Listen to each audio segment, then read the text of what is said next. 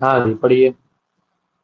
जैसा कि आप सभी लोग जानते हैं, हमारे ये ग्रंथ सभी पाठ्यक्रम के अनुसार पूरे हो चुके हैं, है ना। लेकिन हम लोग एक रिवीजन क्लास के अभ्यास पे इनको दोबारा से रिवाइज कर रहे हैं, है ना।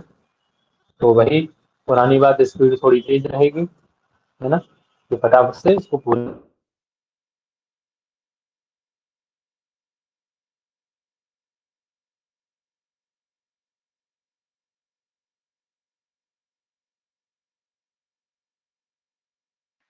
प्रणाम सर जी।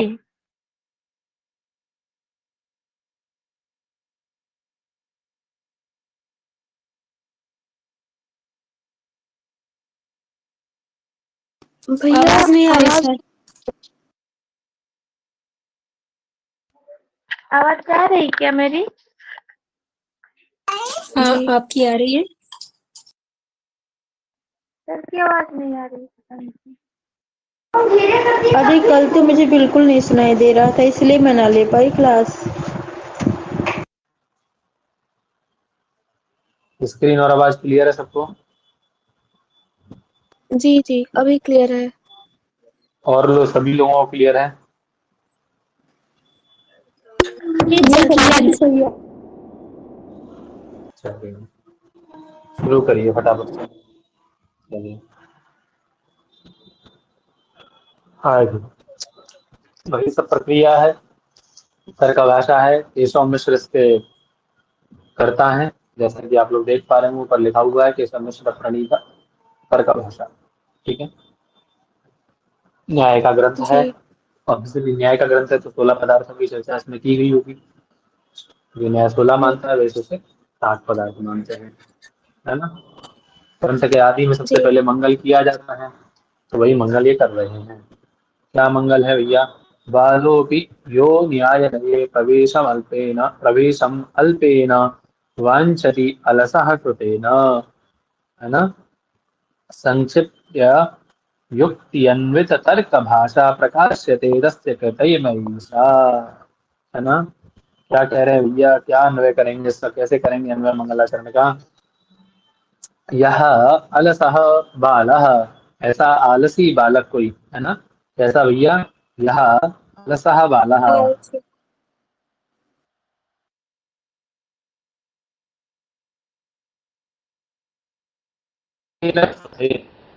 बहुत सुन करके ही, थोड़ी जानकारी के द्वारा ही, है ना, अल्प मतलब स्वल्प ना, थोड़ा अध्ययन से ही, थोड़ी जानकारी के द्वारा ही क्या करना चाहता है भैया? प्रवेशम वांछति न्याये, न्याय नये प्रवेशम वांछति, न्याय में प्रवेश करना चाहता है, न्याय ग्रंथ में प्रवेश करना चाहता है। ठीक है ना। तस्य कृते, उसके, तस्य कृते, है ना, उसके लिए, मया ऐसा संक्षिप्त युक्ति अन्वित, उसके लिए क्या किया गया है? मया यानी मेरे द्वारा, ऐसा माने यह संक्षिप्त युक्तियों से अन्वित, संक्षिप्त युक्तियों से युक्त, है ना, तर्क भाषा प्रकाश से, मैं ऐसे तर्क भाषा का प्रकाश कर रहा हूँ, इस तर्क भाषा को कर रहा हूँ। ठीक है। कौन कह रहे हैं इस बात को भैया? केशव मिश्र जी कह रहे हैं। केशव मिश्र जी। क्लियर है? जी चलिए आगे जी फटाफट सर। से। हाँ, अब देखिए वही सब हमारा चलेगा, जैसे हमारा पहले ग्रंथ में हम लोग पढ़ के आए हैं, उद्देश्य लक्षण परीक्षा, है ना। उद्देश्य लक्षण परीक्षा, पहले उद्देश्य कर रहे हैं। उद्देश्य मतलब नाम मात्र है ना, वस्तु संकीर्तन, नाम मात्र से वस्तु संकीर्तन। हम लोग क्या पढ़ने वाले हैं? 16 पदार्थों को पढ़ने वाले हैं, तो उनका वस्तु संकीर्तन एक बार कर रहे हैं, वो नाम मात्र। वही कह रहे हैं, प्रमाण प्रमेय संशय प्रयोजन दृष्टांत सिद्धांत अवयव तर्क निर्णय वाद, वाद जल्प वितंडा हेत्वाभास छल जाति निग्रह स्थानानाम, है ना, तत्वज्ञान, तत्वज्ञानात् निश्रेयसाधिगमः। क्या होता है भैया इनसे? निश्रेयस का अधिगम होता है। किसके जानने से भैया? ये जो आपके 16 पदार्थ हैं, कौन से 16 पदार्थ हैं? एक सांस में गिना सके कोई फटाफट से, जल्दी, बिना देखे, याद वाला जो हो, फटाफट बोल दे एक बार। प्रमाण मैं बोलूं सर? प्रमाण प्रमेय बोलिए, संशय बीच में गायब होगी ये बात। निर्णय वाद चल वितंडा भास छल जाति निग्रह। हाँ, ये जो 16 स्थान है, क्या है भैया, ये 16 पदार्थ हैं आपके, निग्रह स्थान आदि 16 पदार्थ हैं, निग्रह स्थान 16वां है। ये जो 16 पदार्थ हैं आपके, है ना, क्या होता है, इनके तत्व ज्ञानात, इनके तत्व ज्ञान से, थोड़ा बड़ा करूं क्या, दिख रहा है? थोड़ा बड़ा क्या कह रहे करिए हैं, सर। तत्व ज्ञान, सही है ना अभी? हाँ सही। जी जी अब सही है सर। तत्व ज्ञानात निःश्रेयसाधिगमः, इनके तत्व ज्ञान से, ये 16 पदार्थों का तत्व ज्ञान होने के उपरांत क्या होता है, निःश्रेयसाधिगमः, निःश्रेयस की प्राप्ति होती है। ठीक है, निःश्रेयस मतलब क्या है, ये तो वही बता रहे हैं आगे। ये कहाँ का है, ये गौतम के न्याय मोक्ष सूत्र की का प्राप्ति होती। ऐसा है ना। हाँ, ये गौतम न्याय सूत्र से, न्याय दर्शन का आरंभिक सूत्र है ये, गौतम न्याय सूत्र है ना, उसका आरंभिक सूत्र है ये जो आप पढ़े हैं, है ना। तो वही बतला रहे हैं, क्या कह रहे हैं बच्चा, प्रमाण आदि 16 पदार्थानाम, प्रमाण आदि जो 16 पदार्थ हैं आपके, है ना, प्रमाण प्रमेय आदि जो 16 पदार्थ हैं, इनके तत्व ज्ञानात, इनके तत्व ज्ञान से क्या होती है, मोक्ष प्राप्ति ही भवती, निश्चय अर्थात मोक्ष। ठीक है, हमारा इस प्रकार का प्रश्न बन सकता है, आरंभ का ही प्रश्न है, याद रखिएगा इसको, है ना। कि 16 पदार्थ के ज्ञान ठीक है से, सर। तत्व ज्ञान से क्या होता है। ठीक है, ऐसा ठीक है आता सर। है मिलाने के लिए, निश्चय की प्राप्ति किस में होती है, न्याय में होती है अथवा किस में होती है। ठीक है, तो ध्यान रखिएगा, वहां फिर आगे कैसे ये प्रश्न जी पूछ सकते हैं। हम्म, चलिए आगे पढ़िए, आगे फटाफट से पढ़िए, पढ़ना शुरू कर दीजिए फटाफट, चलिए।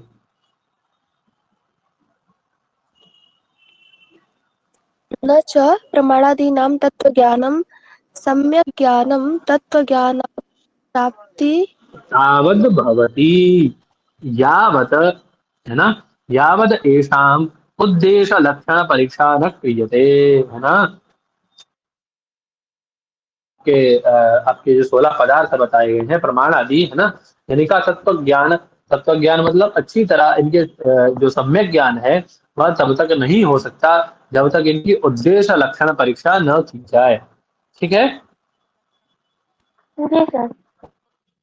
क्लियर है ना, ये कह रहे हैं जी सर उद्देश्य क्लियर लक्षण है। परीक्षा न क्रियते, यदा भाष्यकारः, ऐसा आपके न्याय के भाष्यकार, न्याय सूत्र के भाष्यकार कौन है, किसने लिखा है न्याय सूत्र पर भाष्य,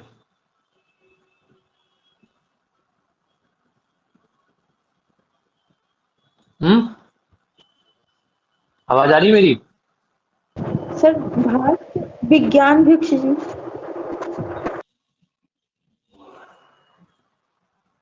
और कोई बताएंगे फटाफट से, न्याय शास्त्र पर भाष्य किसने लिखा है,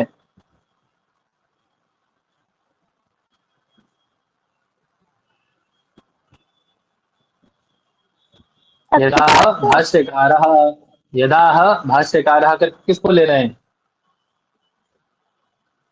वात्स्यायनः। ठीक है, जी सर। वात्स्यायन ने भाष्य लिखा है, समझ लीजिए यहाँ पे।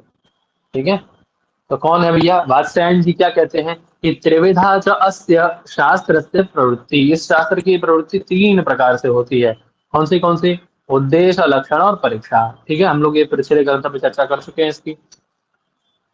ठीक है ना, देखिए लिखा भी है, न्याय सूत्र वार्तिक, न्याय सूत्र वात्स्यायन भाष्य, यहाँ लिख भी दिया उन्होंने, स्पष्ट कर दिया, है ना। उद्देश्य किसे कहते हैं, तो उद्देश्य तो नाम मात्र न वस्तु संकीर्तनम, नाम मात्र से वस्तु का संकीर्तन करना, यही उद्देश्य कहलाता है। ठीक है, क्या दिख नहीं रहा है स्क्रीन पर क्लियर? दिख रहा है सर। हाँ सर दिख रहा है। नाम मात्र से वस्तु संकीर्तन करना उद्देश्य कहलाता है ना। सच अस्मिन्नेव सूत्रे कृतम, जो हमने इस सूत्र में किया अभी। ठीक है, ये जो अभी सूत्र पीछे पढ़ा हमने, उस सूत्र में हमने किया यही कार्य। ठीक है, लक्षण तो असाधारण धर्म कथनम, अब लक्षण क्या है, तो मैंने आप लोगों को बताया था उस ग्रंथ में कि असाधारण धर्म कथनम लक्षणम। ठीक है ना, जैसे यथा गो हो शासनादिमत्वम, जैसे गाय का लक्षण क्या बतलाइए भैया, शासनादिमत्वम गो हो लक्षणम। ठीक है, वहां घटा के भी देखा था हमने। ठीक है, उसमें 3 प्रकार के दोष आते हैं, 3 प्रकार के दोष कौन कौन से होते हैं, फटाफट से बोल दीजिए जल्दी। अतिव्याप्ति, अव्याप्ति, असंभव। असंभव, है ना, इन दोष त्रय से शून्य जो होगा वही लक्षण होगा। ठीक है, अब लक्षित में जी। जो लक्षण है, लक्षित यानी को, उस गो में लक्षण उपपद्यते न वा, उस गो में लक्षण जा रहा है कि नहीं, यही विचार क्या कहलाता है, परीक्षा कहलाती है। ठीक है, क्लियर है? जी जी जी। हम्म। आगे क्या कह रहे हैं, आगे पढ़िए, आगे पढ़िए फटाफट से।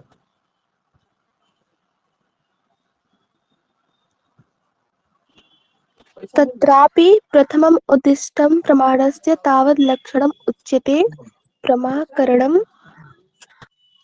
बहु ये तेन इति लक्षण परीक्षे प्रमाणादीनां तत्व ज्ञानार्थम कर्तव्ये, तेन इति लक्षण परीक्षे। इसी प्रकार से हम लोग पहले हम क्या कह चुके हैं, उद्देश्य कह चुके हैं, नाम मात्र से वस्तु संकीर्तन कर चुके हैं। अब उद्देश्य को बताने के पश्चात हम क्या करेंगे भैया, तो प्रमाण आदि षोडश पदार्थ है, प्रमाणादीनां तत्व ज्ञानार्थम लक्षण परीक्षा कर्तव्ये। समझ में आ गया हमें? प्रमाण आदियों की हाँ तत्व ज्ञान के लिए लक्षण परीक्षा कर्तव्य, लक्षण परीक्षा करेंगे। ठीक है, क्लियर है यहाँ तक एकदम? जी सर। सबको क्लियर एकदम? चलें आगे। जी जी जी सर। हाँ, अब पढ़िए आगे फटाफट से जल्दी। जी। अब प्रमाण बताते हैं कि तत्रापि तत्रापि प्रथमम् उद्दिष्टं प्रमाणस्य तावत् लक्षणम् उच्यते उच्यते, प्रमाकरणम्। तत्रापि प्रथमम उद्दिष्ट उद्दिष्टस्य प्रमाणस्य, पहले नंबर पे क्या कहा है, प्रमाण कहा है ना, है ना?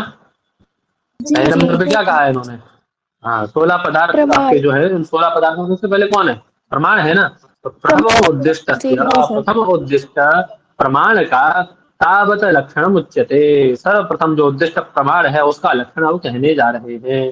ठीक है, क्या लक्षण कह रहे हैं भैया, जी प्रमाकरणम प्रमाणम, है प्रमाणम। ना। प्रमा के कर्ण जी को क्या कहते हैं प्रथमम् भैया, प्रमाण कहते हैं। प्रमाण। ठीक है, जो प्रमा का जी कर्ण है उसे हम जी लोग प्रमाण कहते हैं, है ना।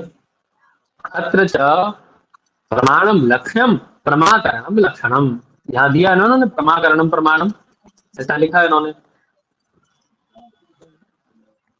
करणम प्रमाणम।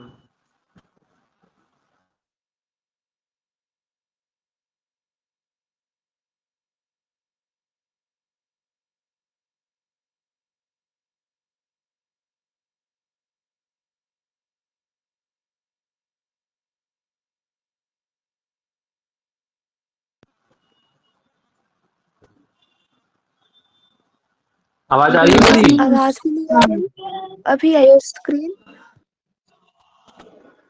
अब आ रही है?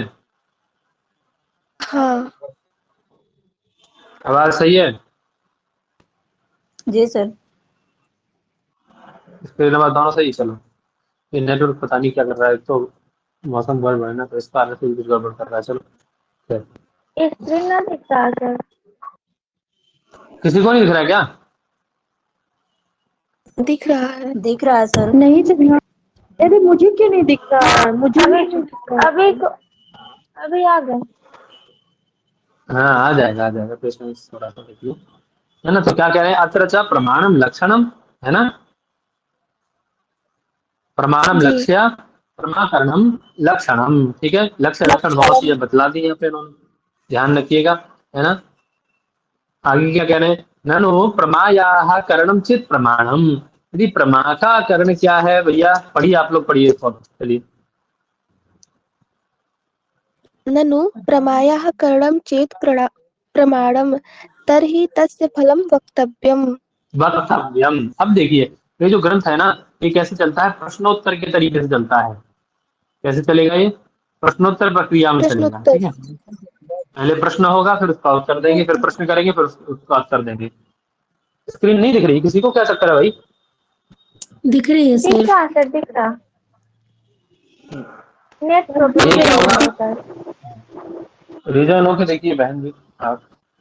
तो क्या है, ये जो हमारा ग्रंथ है, ये प्रश्नोत्तर प्रक्रिया में चलेगा। ठीक है, पहले प्रश्न करेंगे, फिर उत्तर देंगे, फिर प्रश्न करेंगे, फिर उत्तर देंगे उसका, स्वयं के समस्या, है ना। तो पहला प्रश्न क्या करे, क्या बोले जी भैया, क्या कह रहे हैं कि प्रमायाः करणम से प्रमाणम, यदि प्रमा का करण प्रमाण है, तर्हि तस्य फलम वक्तव्यम, यदि प्रमा का करण प्रमाण है। आपने क्या कहा, प्रमायाः करणम प्रमाणम, प्रमा के करण को प्रमाण कहते हैं, आपने ऐसा कहा है ना। तो यदि प्रमा का करण जी प्रमाण है ना, जी। तो उसका फल क्या है ना? क्यों? क्योंकि करण कैसा होता है? करण जब भी होता है उसका कोई ना कोई फल अवश्य होता है होता ही है। कर्ण का। ठीक है। जी।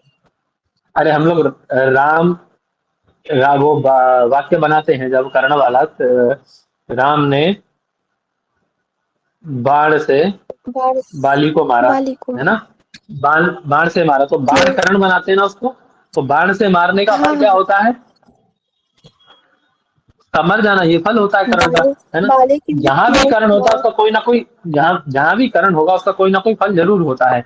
यहाँ आपने जो कर्ण बनाया है ना? उसका फल क्या है ना? किम च तस्य फलम, ऐसा वक्तव्यम, बोलिए ऐसा बताइए है ना, क्या फल है उसका?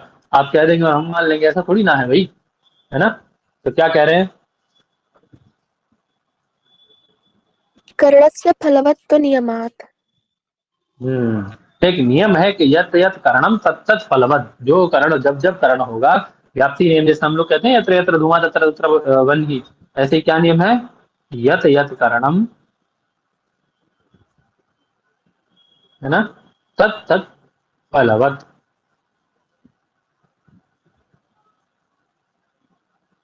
ठीक है, ये नियम है ना? ये व्याप्ति नियम है। ठीक जी। है, यानी करण और जी। फल का कैसा संबंध है? नित्य संबंध है। ठीक है, और सत्यम करके उसकी बात को स्वीकार कर रहे हैं, है ना? बोले सत्यम फलम, बोले है फल। ठीक है, आपका कहना ठीक है कि करण और फल का क्या संबंध है? नित्य संबंध है ना? इसे हम सभी लोग जानते भी हैं और मानते भी हैं भैया। ठीक है, हमने जो कहा है कि प्रमा या करणम प्रमाणम, प्रमा के कर्ण को प्रमाण कहते हैं, है ना? तो प्रमाण का फल जो है ना, तो प्रमाण का फल पता है क्या है? प्रमा एव फलम साध्यमित्यर्थः। ठीक है, कौन फल है उसका बच्चा? प्रमा। हाँ, समझ में आ गया ना? प्रमा के कर्ण का प्रमाण जी। फल कौन है? उस कर्ण का कर्ण रूपी फल प्रमा क्या है? है। उस कर्ण का फल क्या है? प्रमाण। प्रमा एव फलम। ठीक है, प्रमा। फल साध्यम जी। यथा छेदा कर्ण से परशो, बोले ऐसा फिर से गई आवाज। आवाज गई। संभव नहीं है। तो जिस जिस प्रकार से छेदा कर्ण से, जब हम किसी चीज का द्वैधी भाव करते हैं, है ना, तो उस परशु के द्वारा छेदा करने का फल क्या होता है? छेदैव फलम, द्वैधी भाव ही उसका फल होता है। लकड़ी को काटते हैं, जब द्वैधी भाव करते हैं तो उस परशु से की गई द्वैधी काटने का फल क्या होता है? कट जाना। आपसे जी। पूछा जी। जाए कि आपने इसको काटा, लकड़ी को काटा, इसका फल क्या हुआ? तो आप क्या कहेंगे कि लकड़ी छेदा ही का। इसका फल है। समझ में आ गया ना? तो द्वैधी भाव हुआ, जो जी। छेदा हुई जी वही सर। उसका फल होता है। ठीक है, हम्म। क्लियर है? हम्म।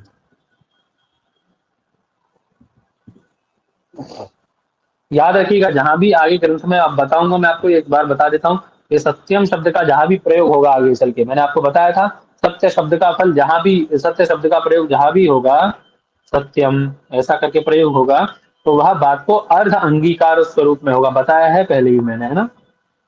वहां क्या करेगा जी। भैया ग्रंथकार? अर्ध जी। अंगीकार करेगा प्रश्न करने वाले की बात अंगीकार। का। ठीक है, ननु से प्रश्न करेगा ग्रंथकार, तो पूर्व पक्षी प्रश्न कर रहा है ननु करके, तो ठीक है आपकी बात, हम लोग कहते हैं ना, जैसे लोक में भी प्रयोग करते हैं, किसी ने जी। कहा कि जी। भाई ये बच्चा तो बड़ा बदमाश है, आप इसका पक्ष क्यों ले रहे हैं? हम क्या कहते हैं भैया, ठीक है बालक बदमाश है लेकिन होशियार भी है, तो हमने उसकी बात को स्वीकार भी किया और अपनी बात भी रख दी। ऐसे ही सत्यम का प्रयोग किया जाता है। ठीक है, सत्यम खलु बालकः जी। उद्दंडः अस्ति, है ना? उद्दंडो अयम बालकः, है ना? तदपि अयम च मेधावी, तदपि यह कैसा है भैया? मेधावी है ना? इस मेधावी बात का भी है। हमें ध्यान रखना है। तो सत्यम का प्रयोग हमें अर्ध अंगीकार में किया जाता है। चलिए आगे,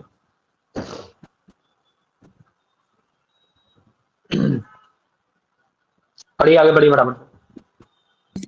का पुनः प्रमा यस्याः करणं प्रमाणम्। करणम प्रमाणम, अब देखिए पुनः प्रश्न आ गया आपका, एक एक करके, मतलब आपके दिमाग में प्रश्न है, उससे पहले वो प्रश्न बना करके उसका उत्तर दे रहे हैं, है ना? यहाँ उन्होंने क्या कहा कि परमा एव फलम, प्रमा ही फल है। आगे क्या कह रहे हैं अब साम पढ़ने वाले के दिमाग में आएगी कि यार ये प्रमा क्या लफड़ा आ गया, क्या चक्कर पड़ गया, प्रमा प्रमा क्या है ये? कह रहे हैं का पुनः प्रमा, आपके प्रश्न को उन्होंने कर लिया कि ये प्रमा क्या है ना? अभी प्रमा क्या है? जिसका कर्ण प्रमाण बन जाता है ना, इसके कर्ण को हम लोग प्रमाण कहते हैं। पढ़ के आए ना किसी प्रमाया कर्ण प्रमाणम, प्रमा के कर्ण को प्रमाण कहते हैं। तो जिसका कर्ण प्रमाण है, ये प्रमा है क्या? तो कह रहे इति तो उच्यते, ऐसा कह रहे। अभी बोले बताते हैं, पेशेंस रखिए। क्या कह रहे हैं? यथार्थ अनुभव प्रमाण। क्या बोले? यथार्थानुभवः प्रमा। यथार्थ अनुभव प्रमाण। हाँ ठीक है, यथार्थ अनुभव प्रमाण। अब देखिए, मैं कह दूं कि एक वो पौधा होता है ना, जिसको हम लोग बोलते हैं रात रानी, पिक्चर वगैरह भी आता है। रात में उसकी मतलब फूल खिलते हैं रात में इस पे, और रात में इसमें जी खुशबू सर। आती है। रात रानी होता है सर ना वो छोटे चमेली छोटे का। उसके। नहीं, चमेली की खुशबू का और भी होता है, रात रानी करके होता है, बहुत अच्छी उसकी खुशबू आती है ना। तो उसमें क्या जी है जी कि है सर। रात में ही उसमें फूल आते हैं और रात में ही उसमें खुशबू आती है, बड़ी अच्छी खुशबू आती है, भीनी भीनी। ठीक है। तो अब मैं कहूँ आपसे कि रात रानी के जो पुष्प होते हैं वो दिन में ही खिलते हैं, है ना। इसका मतलब मेरा कहने का आशय ये है कि दिन में आप उसके पुष्पों को नहीं देख पाएंगे, ना ही उसकी खुशबू को देख पाएंगे। यही मेरा आशय है ना। दिन का आशय आप अपने आप से लगा पाएंगे जी। उसका, लगा हाँ। पाएंगे ना। तो वही कह रहे हैं कि यथार्थ अनुभव को ही प्रमा कहते हैं। यथार्थ कहकर के क्या कहना चाह रहे हैं? दो अनुभव दो प्रकार का था हमारा, हम लोग तर्क संग्रह में पढ़ के आए हैं ना। अनुभव कितने प्रकार का बच्चा? जी। दो दो प्रकार प्रकार कितने का। का। प्रकार का था? यथार्थ और यथार्थ, अयथार्थ। यथार्थ और ठीक है, और यथार्थ। अयथार्थ। थोड़ा सा बस दिमाग को यूटिलाइज करिए थोड़ा सा अच्छे से, सब समझ में आ जाएगा। यथार्थ और अयथार्थ दो प्रकार का था। अब इन्होंने क्या कह दिया कि यथार्थ अनुभव ही प्रमा है। प्रमा क्या है? यथार्थ अनुभव ही प्रमा है। यथार्थ अनुभव। क्लियर है? शीतल जी जी कुछ पूछना है? जी आपका जी। हैंड राइज है, कुछ पूछना है आपको? जी। शीतल जी कुछ पूछना है? नहीं सर। आपका हैंड राइज है।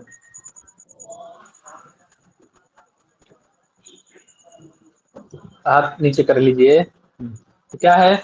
यथार्थ अनुभव को ही गलती प्रमा से कर कहते दिया हैं। था। ठीक है, कोई बात नहीं, कोई बात नहीं। यथार्थ अनुभव को ही प्रमा कहते हैं। ठीक है ना। अब आता है अयथार्थ अनुभव। तो अयथार्थ अनुभव हमारा कितने प्रकार का था? अभी हमने कल ही पढ़ा था। 4। अयथार्थ अनुभव तीन अरे, तीन प्रकार का। तीन तीन तीन अयथार्थ तीन अनुभव त्रिविधा। तीन प्रकार अयथार्थ का था। अनुभव त्रिविधा। संशय विपर्य संशय, तर्क। संशय विपर्य विपर्यय तर्क। तर्क।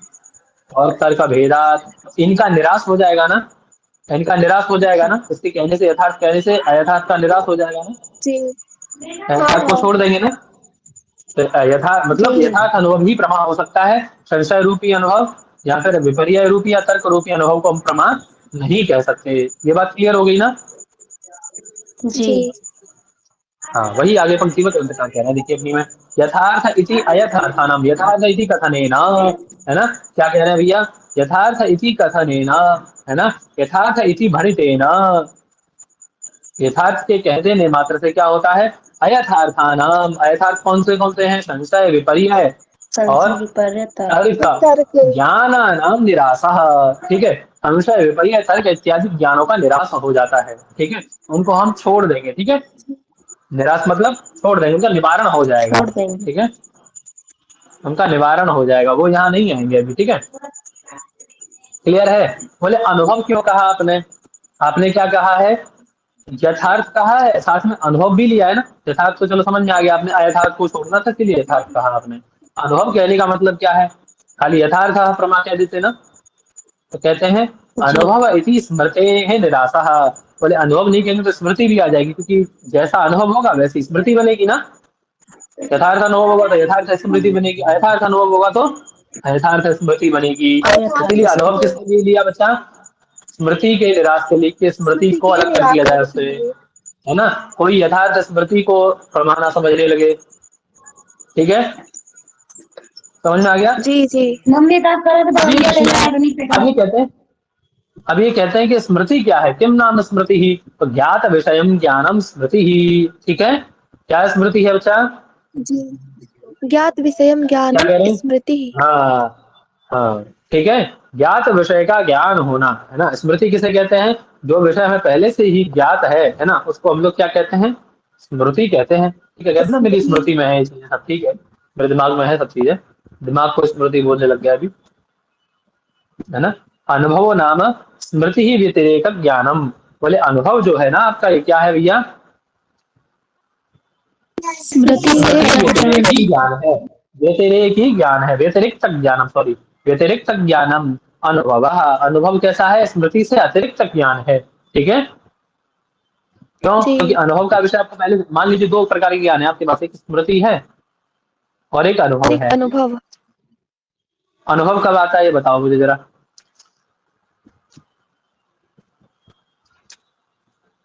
कब पता पड़ा कि आग जला देती है? कब? अरे आपको ये कब पता पड़ा कि आग जला देती है? आग जला देती है, हाथ टच करेंगे तो जल जाएंगे हाथ, तब पता पड़ा। एक दो बार जले होगे ना, पहले कभी जला हो तब। है ना। अनुभव लिए होगे पहले। जी। अनुभव कब होता है? हाँ। अनुभव के बाद ज्ञान होता है, समझे बच्चा।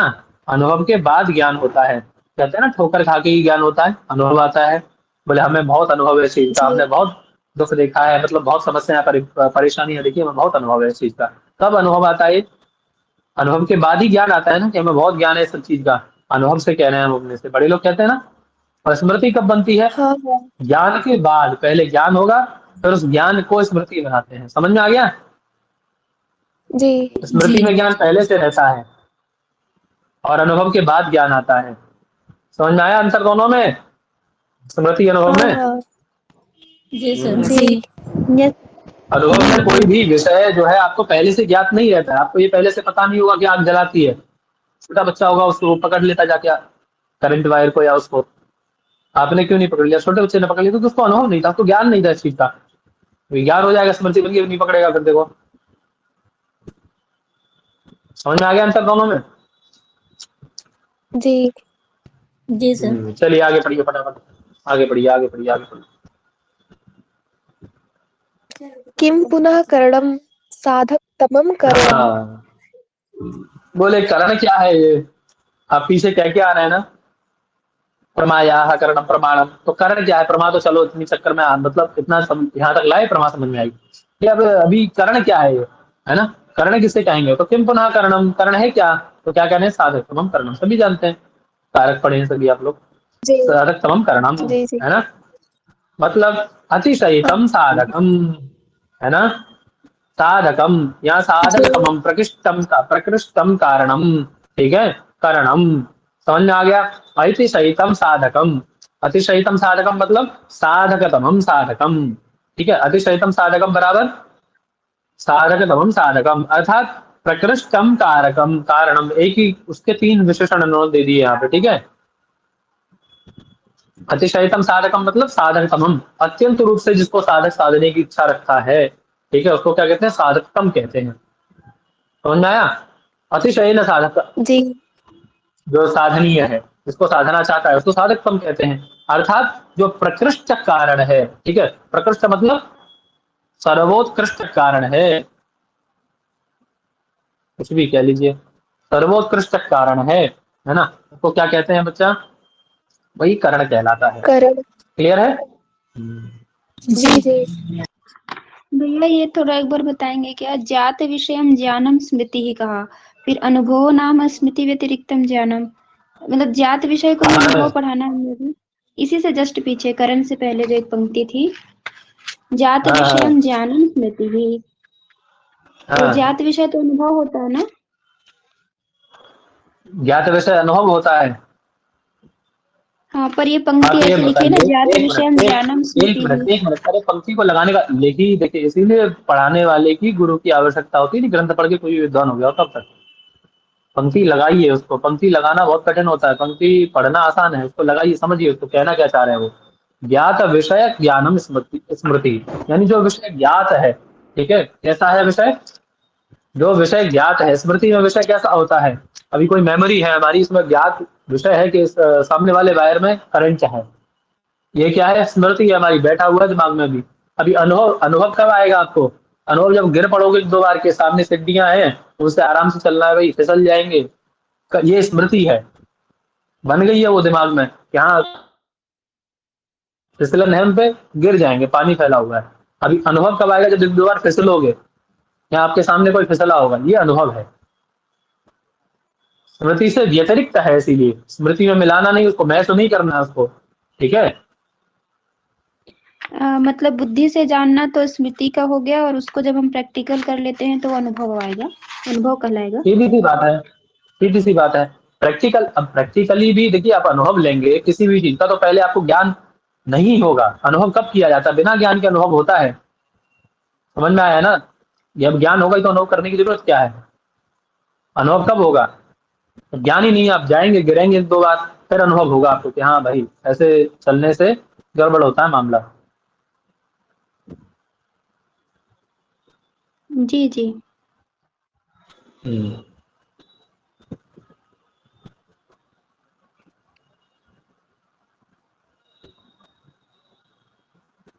चलिए क्या है भैया, चलिए फटाफट से बोलिए, आगे बोलिए फटाफट।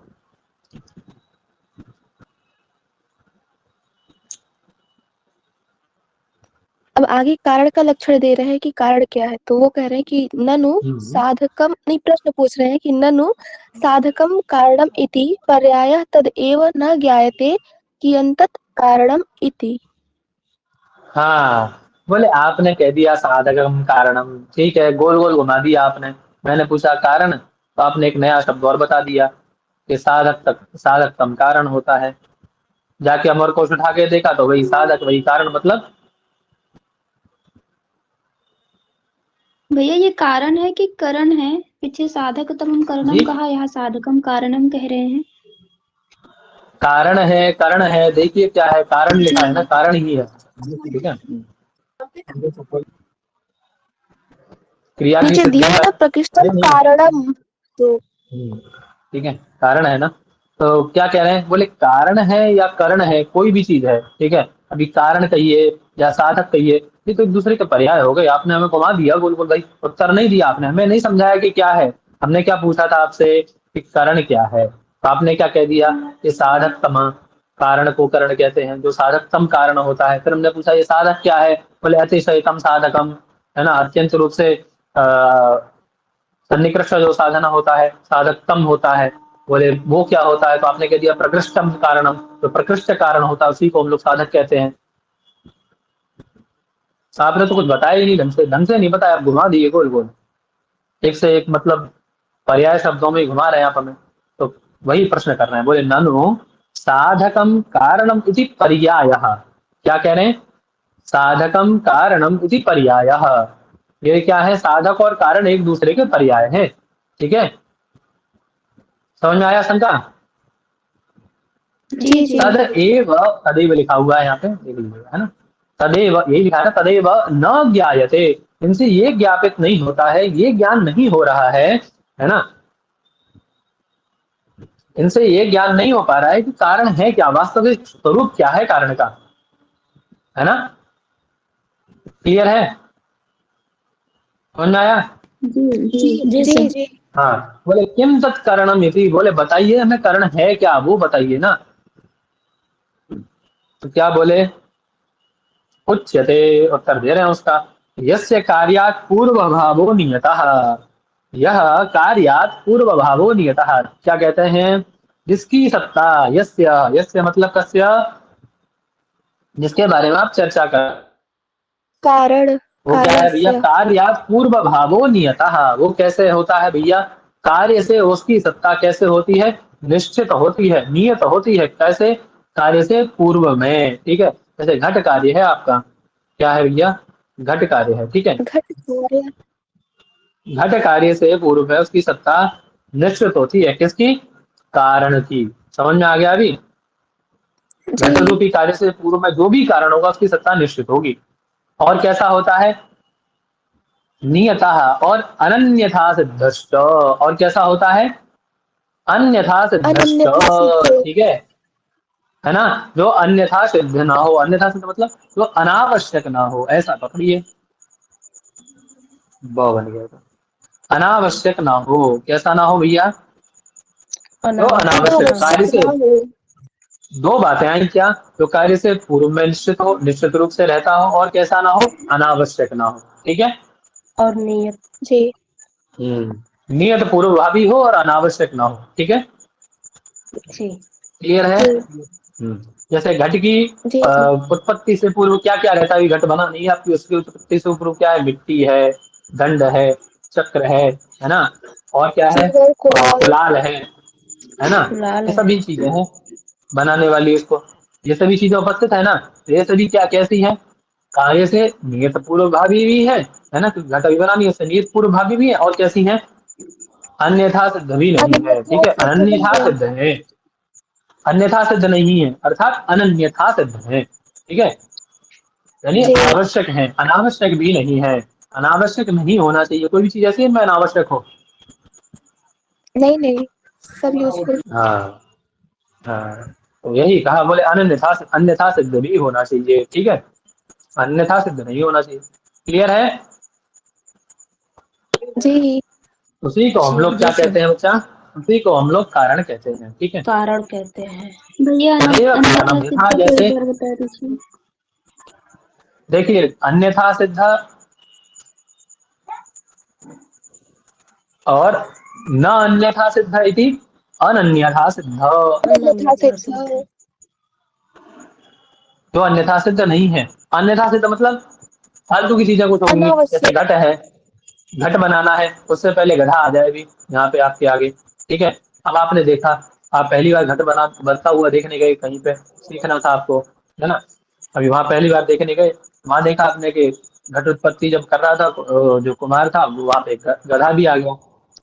ठीक है, अब आप जब भी घट बनाएंगे, आपके दिमाग में अरे यार गधा भी कहाँ पे, तो किसी ने आके बताया, बोले गधा वहां पे क्या था, अन्यथा सिद्ध था, वो अनावश्यक था। घट की उत्पत्ति में गधा की कोई भूमिका है नहीं, गधे की कोई भूमिका नहीं यहाँ पे।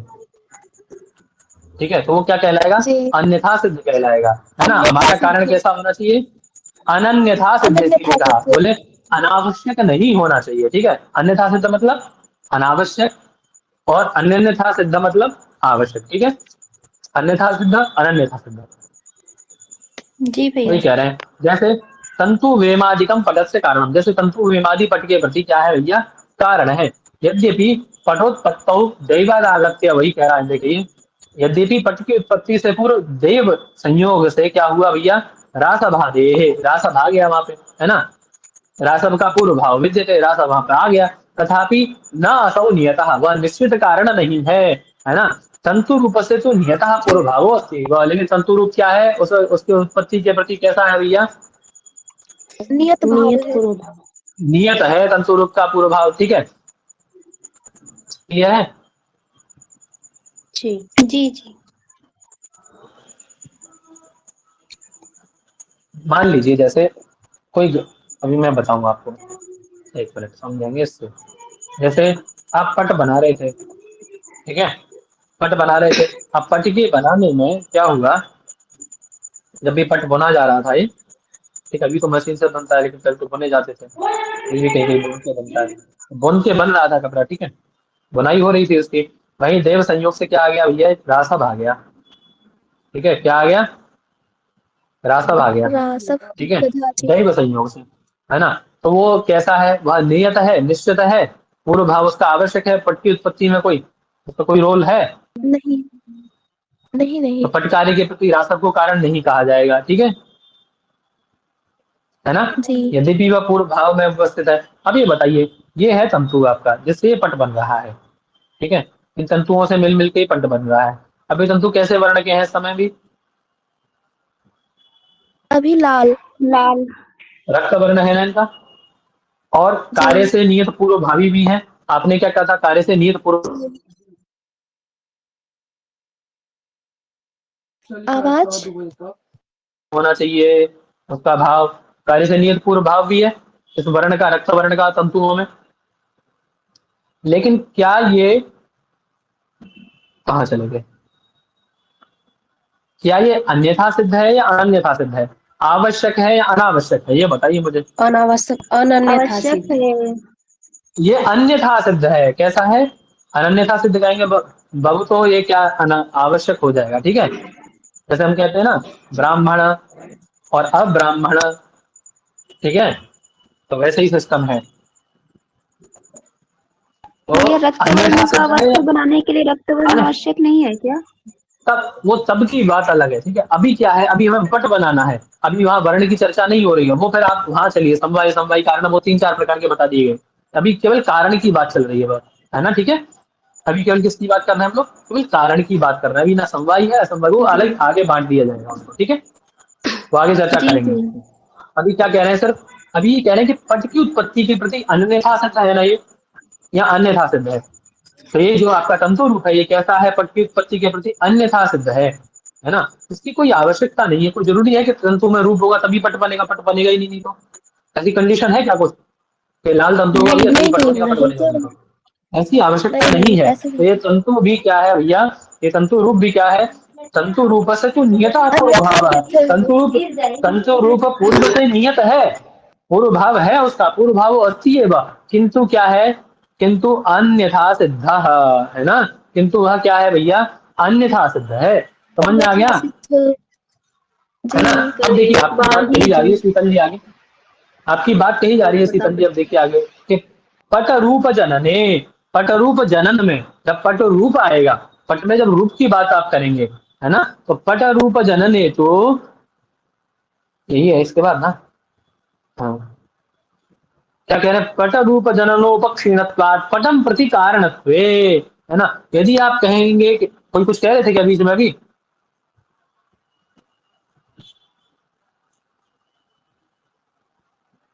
अन्यथा सिद्ध के लिए सरला जी बोल रही है। नहीं अभी कोई कोई पूछ रहे थे, कोई कुछ पूछ रहे थे, क्या पूछ रहे थे।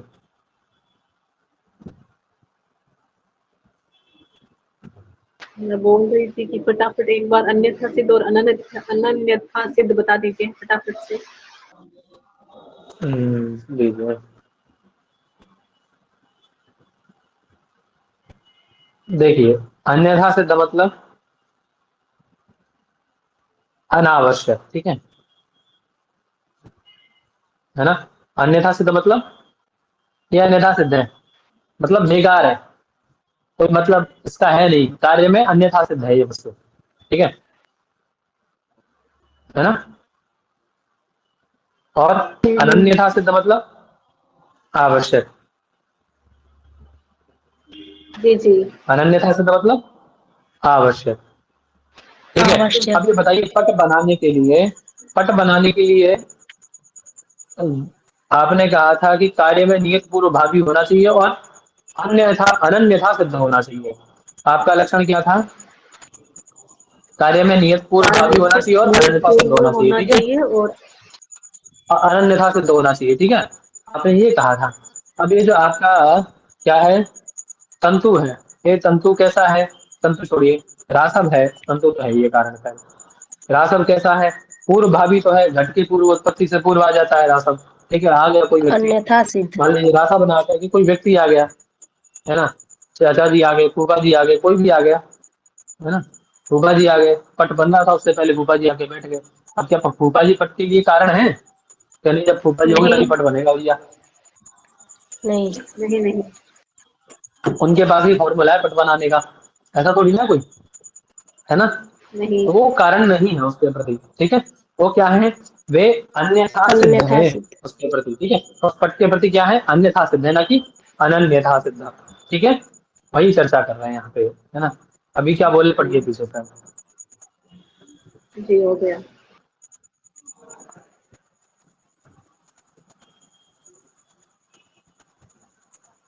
ये वाला क्या पेज कह रहे हो हैं, गया है। तंतु रूप से तो नियता पूर्व भाव अस्ति एव, तंतु रूप तो निश्चित रूप से पूर्व भाव में रहता ही है, किंतु अन्यथा सिद्ध, लेकिन कैसा है, अन्यथा सिद्ध है। क्या कहना है, पट रूप जननोपक्षीणत्वात् पटम प्रति कारणत्वे कल्पना गौरव प्रसंगात। यदि आप इस तंतु रूप को, जो आप ये लेके चल रहे हैं कि तंतु रूप पट रूप के प्रति कारण है ना, यदि तंतु रूप को पट के प्रति, पट रूप के नहीं पट के प्रति, जैसे अभी शंका कर रहे थे शीतल जी के पट रूप, पट के प्रति, पट रूप नहीं कह रहा हूँ, याद रखिएगा, ये तंतु रूप है आपका, पट के प्रति कारण है। यदि पट के कारण में उसको कारण कारण मानते हैं पट रूपी कार्य के प्रति तंतु रूप को, है ना, तो ये क्या है भैया, कल्पना गौरव प्रसंग है। क्या है, कल्पना गौरव क्या है, प्रसंग।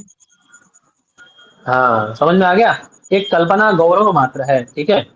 लेकिन आगे जाके उसको कारण वो स्वीकार करते हैं, है ना, असमवायी कारण के रूप में, समवाय असमवायी कारण के रूप में जी सिद्ध कर लेते हैं, वहां जाके उसको स्वीकार कर लेते हैं, ठीक है।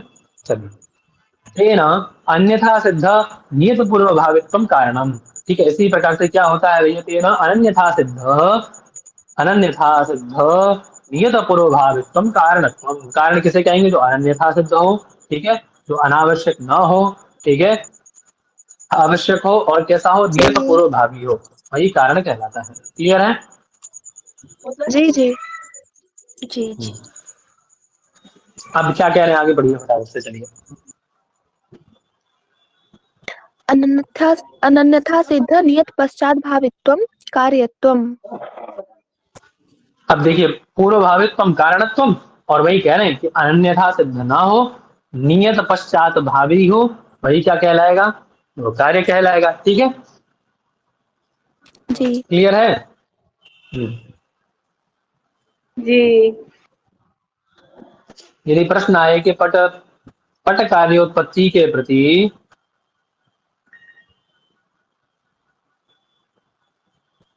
प्रति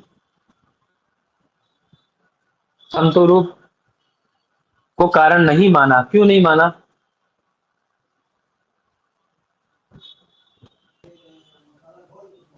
क्योंकि वो अन्यथा सिद्ध है। क्या दोष आता है इसमें? कल्पना गौरव प्रसंगात। क्या दोष है? जी। ये दोष है, याद रखिएगा, ये दोष दिया उन्होंने।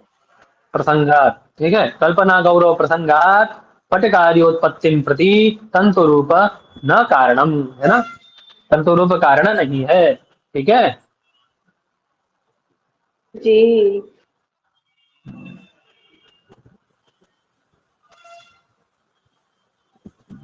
चलिए आगे पढ़िए। यत्तु कश्चित् आह कार्यानुकृता अन्वय व्यतिरेकी कारणम इति तद्युक्तम। कह रहे हैं कि किसी ने क्या बोले, हमने तो कहीं सुना है भाई, आप ही कहें कि भैया आप ये बता रहे हैं, आखिर हमने कहीं सुना है कि कोई कहता है कि कार्यानुकृत अन्वय व्यतिरेकी कारणम ऐसा लक्षण है ना, हमने किसी से सुना है ऐसा लक्षण कि कार्यानुकृत अन्वय व्यतिरेकी कारण होता है ना,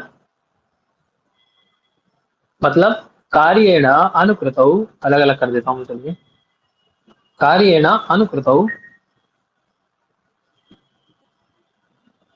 अन्वय व्यतिरेकौ,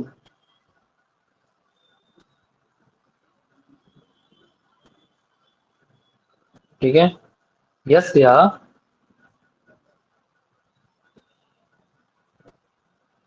तत्कारणम। ठीक है, क्या कह रहे हैं? कार्येण, कौन व्यक्ति है? तृतीया। सोच के बोलते हैं, कार्य के द्वारा, ठीक है, जहां क्या किया जाए भैया? अन्वय व्यतिरेकी का अनुकरण किया जाए, है ना, अन्वय व्यतिरेकौ अनुकृतौ, ठीक है, अन्वय व्यतिरेक का क्या किया जाए? जहां कार्य के द्वारा अनुकरण किया जाए, ठीक है, वही कारण है। कार्य के द्वारा जहां पर क्या किया जाए? अन्वय व्यतिरेक का अनुकरण किया जाए, अनुकरण किया उसी को क्या कहते हैं हम? कारण कहते हैं। ठीक है, उसी को हम लोग क्या कहते हैं? हाँ, जैसे पढ़ाया था बिल्कुल वैसे ही पढ़ा रहा हूँ दोबारा से, मतलब ये समझ लीजिए पूरी कक्षा दोबारा चल रही है, रिवीजन क्लास नहीं कह सकते इसको, इसको बिल्कुल एकदम बढ़िया क्लास कह सकते हैं। ऐसी क्लास चल रही है, एक एक अक्षर को बता रहा हूँ, रिवीजन क्लास को तो भाग्य होते आगे। जी। ठीक है, कह रहे कार्य के द्वारा जिसका अन्वय और व्यतिरेक रूप में अनुकरण किया जाए उसे हम क्या कहते हैं? कारण कहते हैं, है ना। ठीक है, जी। तो अन्वय व्यतिरेक आप लोग जानते ही हैं, है ना, सत्व सत्वम से प्रभावित अभाव। ठीक है, जी। जी जी। क्लियर है? हम्म। हाँ, अभी कह रहे हैं कि जब कार्य के द्वारा जहां पर अन्वय व्यतिरेक का अनुकरण होगा वही कार्य कारण भाव, वही कारण होगा, अन्यत्र कारण नहीं होगा। यानी यदि ये कार्य, ये अन्वय व्यतिरेक नहीं रहेगा, ठीक है, तो वहां पर ये कार्य कारण आपका नहीं बनेगा। इतना समझ में आ गया? जी। वहां पर कारण आपको नहीं पता पड़ेगा। हाँ, तो इसका खंडन करते हैं आगे चल के। वो क्या कह रहे हैं? तद अयुक्तम, जो आपने कहा है वो कैसा है भैया? अयुक्त है, मतलब ये उचित नहीं है आपकी बात, नहीं ऐसा आप है। नहीं कह सकते। क्या कह रहे हैं आगे? कि नित्यम विभू नाम काल तो देश, पढ़िए आगे। नित्यं विभूनां व्योमादीनां कालतो देशतश्च व्यतिरेका संभवेना कारणत्व प्रसंगात्।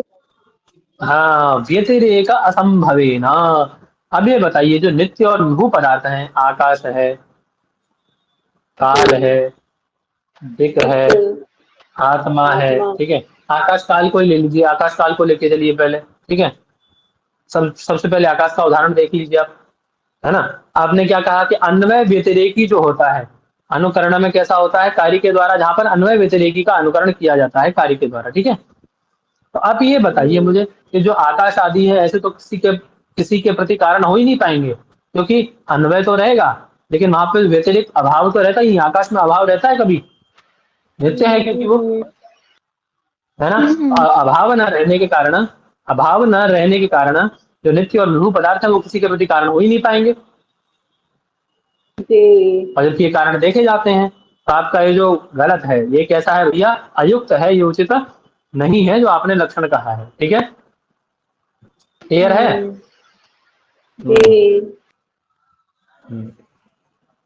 जी जी क्लियर है। आकार प्रसंगात, ठीक है। इस कारण से नित्य विभू पदार्थों में घटित न होने के कारण ये कैसा है? अव्याप्ति दोषक ग्रसित है, ठीक है। क्योंकि नित्य पदार्थों में जा ही नहीं रहा है, नित्य पदार्थ तो किसी के प्रति कारण हो ही नहीं पा रहे हैं, आप जैसे कह रहे हैं उस कारण से, उस प्रकार से। तो जी चलिए आगे।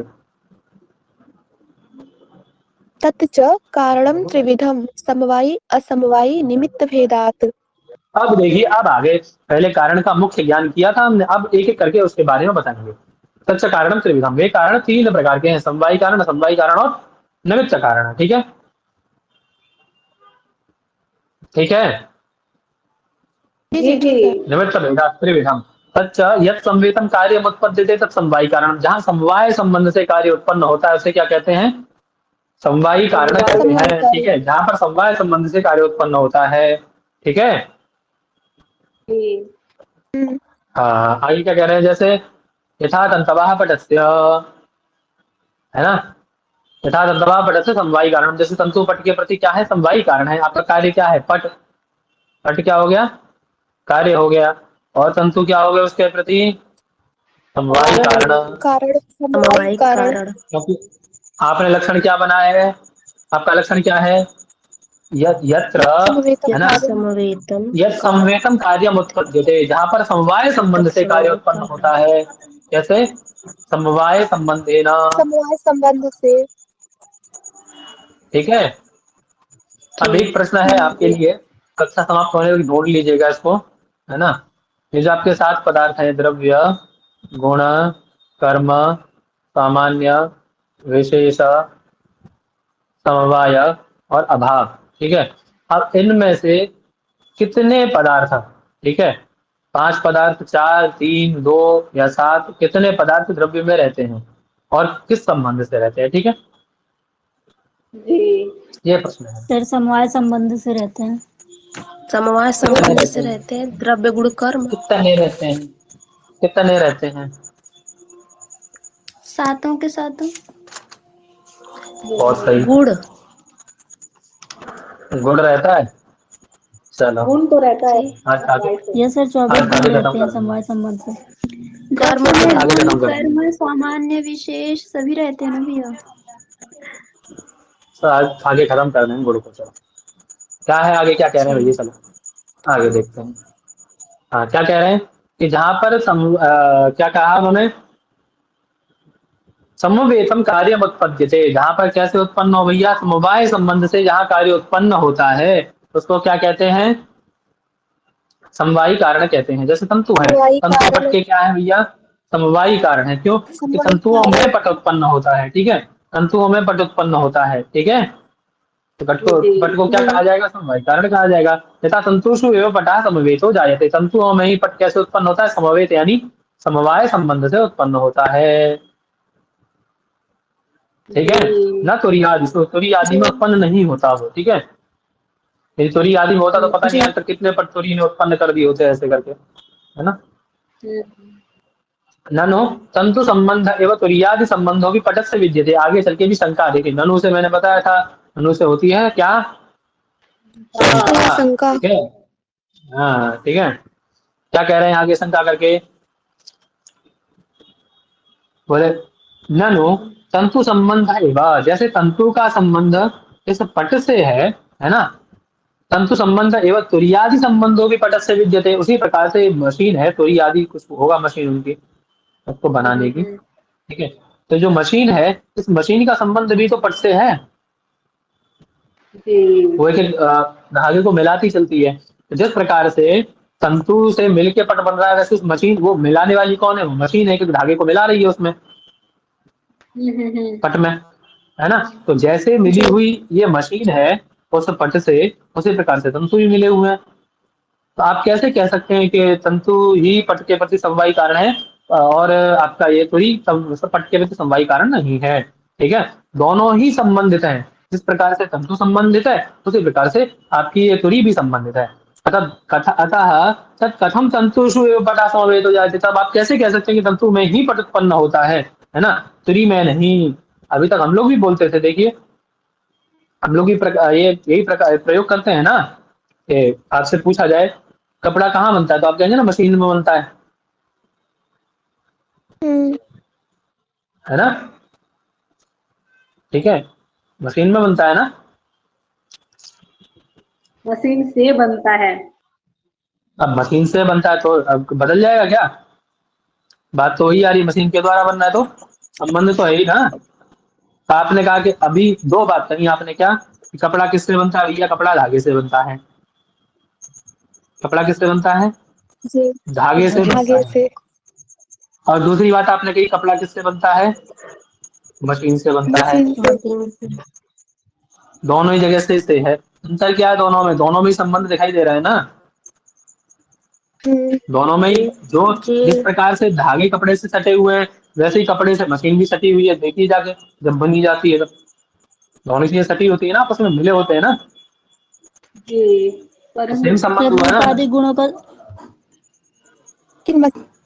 तंतु का है ना। पक्ष लेकिन अयूत अभी से वही संबंध है। शंका, यही शंका पूर्व पक्षी कर रहा है। वो क्या कहता है कि कथम आपने आपने ऐसा क्यों कह दिया कि धागे से ही कपड़ा बन रहा है। अरे हमारे यहाँ तो मशीन, मैंने देखा भी मशीन कपड़ा बना रही थी भाई, है ना। अभी कोई छोटे बच्चे को खड़ा कर दिया जाए, कोई स्नैक्स या कुछ ऐसे बनाने वाली मशीन के आगे, रोटी बनाने वाली मशीन देखी आपने, उसमें आटा अंदर पड़ा रहता है और वो ऐसे उसका मुंह टाइप होता है, उससे वो रोटियां निकालती रहती है हाँ। है ना। अभी छोटे बच्चों को खड़ा कर दिया जाए, वो क्या कहेगा, भैया मशीन रोटी बना रही है ना। उसको थोड़ा ना पता आटा रोटी बना रहा है, उसको नहीं पता कि आटे से रोटी बन रही है। आटा उसके प्रति समवायी कारण है, जी, समवाय संबंध से आटे में रहती है रोटी, उसको ये पता नहीं है। जी उसको क्या पता है कि अभी मशीन बना रही है सामने से रोटी। मशीन बना रही है। तो यही शंका पूर्व पक्षी कर रहा है यहाँ पे। ठीक है, तो ऐसे समझाएंगे तो कैसे चलेगा, चलो समझाना ही पड़ेगा, समझ में ना आए तो पढ़ाने का फायदा क्या है ना। तो कथम तंतुषु एवं पटा समवेत, आपने कैसे कह दी कि तंतुओं में पट उत्पन्न होता है ना, पटा समवेत हो जाए थे न तुरी आदि, तुरी आदि में नहीं उत्पन्न होता। आपने कैसे कह दिया, आप कैसे कह सकते हैं, आपके पास कोई प्रमाण है इसका, प्रमाण हो तो बताइए। कह रहे सत्य, ये आपकी बात ठीक है, ठीक है ना। बोले जो आप कह रहे हैं ना संबंध है, वो संबंध है, और वो संबंध कितने प्रकार का है, दो प्रकार का है दो ना। संबंध हमारे यहाँ दो प्रकार का होता है, एक संयोग संबंध और एक समवाय संबंध। समवाय संबंध। समझ में आ गया। जी, तत्र पहले समवाय को बता रहे हैं, तत्र अयुत सिद्धो संबंधा समवाय है ना, प्रकरण होने के कारण पहले इसको बता रहे हैं। बोले इनमें दोनों में जो संयोग संबंध है और समवाय संबंध है, उन दोनों में क्या है भैया, तो अयुत सिद्ध है वही संबंध क्या कहलाता है, समवाय संबंध कहलाता है। अब ये बता दो, आपकी जो मशीन है उसके साथ हमारे पट का अयुत सिद्ध संबंध है कि नहीं। आपके मशीन से कपड़ा बनता है ना, और मैंने कहा था कि तंतु से कपड़ा बनता है। अब आपकी इस मशीन का हमारे इस पट से, इन दोनों में से जिसका भी अयुत सिद्ध संबंध होगा वो समवाय, वही कारण होगा। ठीक है, वही मुख्य कारण है उसके प्रति, है ना। मतलब वही क्या है, उसी के साथ समवाय संबंध होगा, उसी को हम लोग समवाय कहेंगे, वही समवायी कारण है। कैसे कारण है, वही समवायी कारण कहलाएगा। समवायी कारण है। ठीक है, अन्य और जो शेष रह जाएगा वो संयोग संबंध मात्र कहलाएगा। अब मैं आपके दिमाग में प्रश्न आएगा, बोले क्या नई चीज फंसाने के लिए बता दिया आपने हमें, अच्छा खासा हम जीते जा रहे थे, अब आपने नई चीजें बता दिया अयोग सिद्ध। बोले ये बताओ पहले अयोग सिद्ध होता क्या है, अब हम उसमें भी शंका करेंगे फिर। बोले तब पुनः अयोग सिद्ध, बोले अयोग सिद्ध है क्या, बोले दयो मध्य एकम विनश्यता, है ना, एक जो दो में से कोई, है ना, जैसे तंतु पट ले लीजिए या मशीन पट ले लीजिए, उन दोनों में से एक कोई अपराश्रित वेव अवतिष्ठते, अपराश्रितम एव अवतिष्ठते, यानी कब तक, तो विनश्यत अवस्था तक, विनाश अवस्था तक, जब तक पट का विनाश न हो जाए तब तक वो उसके साथ जो रहेगा इनमें से वही एक सिद्ध कहलाएगा। एक के विनाश होने पर, ये तंतु का विनाश कर दिया जाए, पट का विनाश हो दो जाए। चीजें हैं, देखिए तीन, ये पट है आपका, इससे कनेक्टेड क्या क्या है, मशीन हो गई आपकी, मशीन, और ये क्या हो गए, तंतु हो गए। तंतु। अब दिक्कत ये कि समवायी कारण कौन है इनमें से, तो क्या कहा कि इन दोनों में से, ये पट रहा, अब पट और इनमें से और इसमें से और इसमें से जो विनश्यत अवस्था तक अपराश्रित रहेगा, ठीक है, यदि एक का विनाश कर दिया जाए तो दूसरे का विनाश स्वतः हो जाए, उसी को हम लोग अयुक्त सिद्ध कहेंगे। तो अब देखिए, मशीन को नाश करोगे तो पट का नाश होगा, सैकड़ों फैक्ट्री जल गई, आपके कपड़े जहां से बन के आए अब तक नाश हो गई, कहाँ गई कोई पता नहीं, कपड़े समाप्त हुए आपके, नहीं। फिर तो वो अयुक्त सिद्ध नहीं हो सकता। ठीक है, और लेकिन तंतु है आपके पास, अभी दुपट्टा होगा, देखिए कि तंतु खींच के निकालना शुरू कर दीजिए, पर समाप्त हो जाएगा कि नहीं, हो जाएगा। तो तंतु क्या है, पट के प्रति समवायी कारण है। ठीक है, भैया ये एकम अविनश्यत है ना? जी हाँ,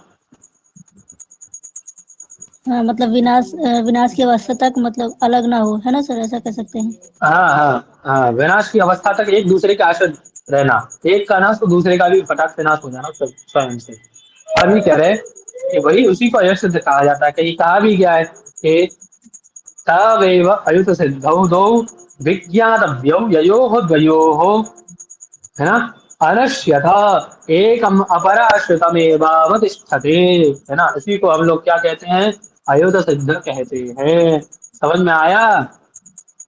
जी जी। जैसे क्या करे, एक के विनाश हो जाने पर अपर जो है आश्रित ही अपर रहता का है। भी विनाश हो जाए, तंतु का नाश होते ही पट का नाश होगा कि नहीं, है ना, वही आगे बता रहे हैं कि कौन कौन है, जैसे यथा अवयव अवयवीना, अवयव के नाश होते ही अवयवी का नाश हो जाता है। अवयव क्या है, वृक्ष की शाखा इत्यादि, है ना, उनको काट पीट दोगे तो वृक्ष का नाश स्वयं हो जाएगा, जड़ काट दो सब उसके अवयवी तो है, तो वृक्ष का नाश हो जाएगा। पहले हाथ काटे, फिर आपके अवयव क्या है, हाथ पैर सर इत्यादि, एक एक अवयव को काट दिया जाए, आपका नाश होगा नहीं होगा, होगा। यही क्या है, और गुण गुणी, वैसे ही गुण का नाश, जैसे ही गुणी का नाश, सॉरी वैसे ही गुण का नाश। ठीक है, दोनों एक दूसरे से विनश्यत अवस्था तक साथ रहते हैं, है ना, और क्रिया क्रियावान, क्रिया किसमें रहती, क्रियावान में, क्रियावान का नाश होते क्रिया का नाश। ठीक है, जाति व्यक्ति, जी ठीक है, जाति और व्यक्ति, व्यक्ति का नाश तो जाति का नाश उसमें रहने वाली। ठीक है, विशेष और नित्य द्रव्य, नित्य द्रव्य का तो नाश होता ही नहीं है। ठीक है, लेकिन यहाँ रखना इसको नहीं चाहिए था, अभी विनश्यत अवस्था के लिए उदाहरण इसको देना समझ में मुझे आता नहीं है, हालांकि रखा है, समझ लेते हैं। चलो, तो जिन्होंने क्या कहा है यहाँ पे, विनश्यत अवस्था कहा है ना, अब विनश्यत अवस्था ये होती है नित्य द्रव्य है, तो हाँ ये तो नित्य है ना। हो सकता है हम अभी वहां तक नहीं पहुंचे भैया। जी हो सकता है। पता नहीं। बड़े ग्रंथ पढ़ेंगे तो समझ में आएगा। चलो क्या क्या क्या है, आगे पढ़िए फटाफट से।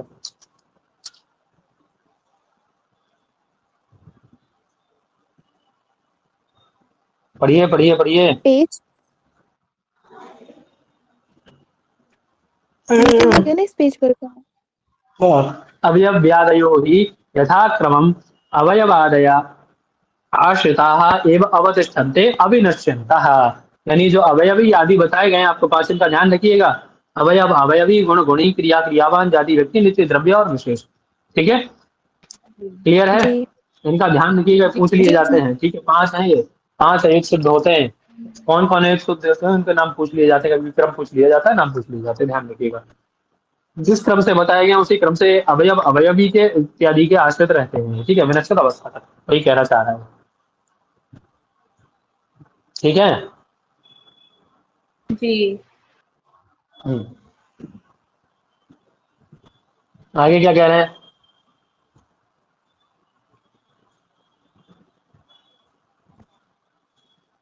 विनश्यद अवस्था अनाश्रित एव अवतिष्ठन्ते अवयव्यादयः, है ना। विनश्यत अवस्था में तो अनाश्रित ही तिष्ठन्ते। विनश्यत अवस्था में क्या होता है? अवयवी आदि जो आपके रूप इत्यादि है, तंतु है, रूप है इत्यादि, ये सब नाश होने पर क्या होता है? अवयवी जो निराश्रित हो जाता है, ठीक है। कैसे? यथा तंतु नाशे सति पटः, जैसे तंतु का नाश होते ही कैसा होता है? किसका नाश होता है? पट का नाश हो जाता है, जो मैंने बताया वही बता रहे हैं।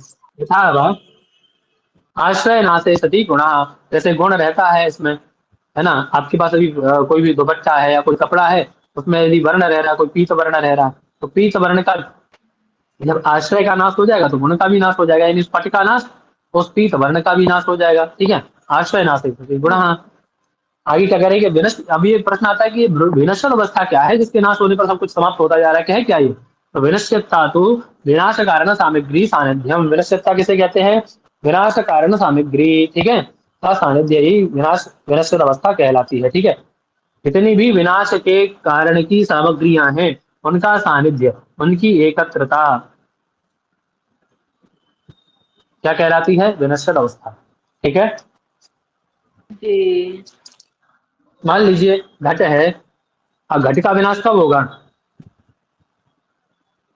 घट का विनाश कब होगा? दंड पड़ा, ये दंड है अभी, है ना, दंड पड़ा रहा है, घट के पास में नाश हो जाएगा अपने आप, अपने आप डंडा उठ के घट को फोड़ देगा? नहीं होगा ना।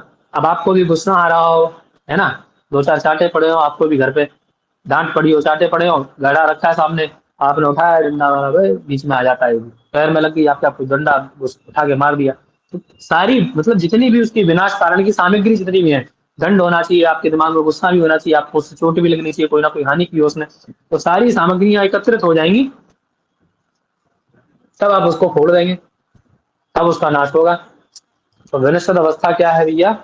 विनाश कारण सामग्री सानिध्य, ठीक है।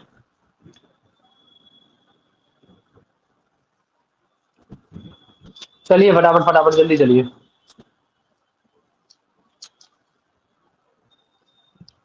हरे कृष्णा।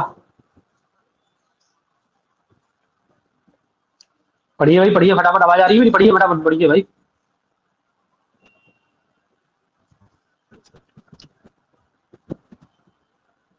आवाज आ रही है मेरी?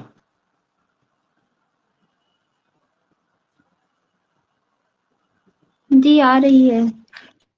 तो पढ़िए।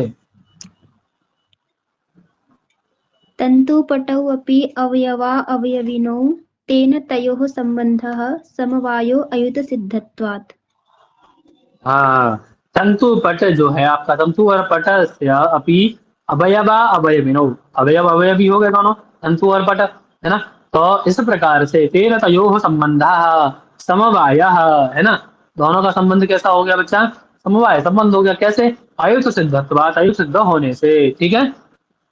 आगे क्या कह रहे हैं? तुरी पटयोस्तु न समवायः, लेकिन तुरी पट का संबंध समवाय संबंध नहीं होगा। क्यों?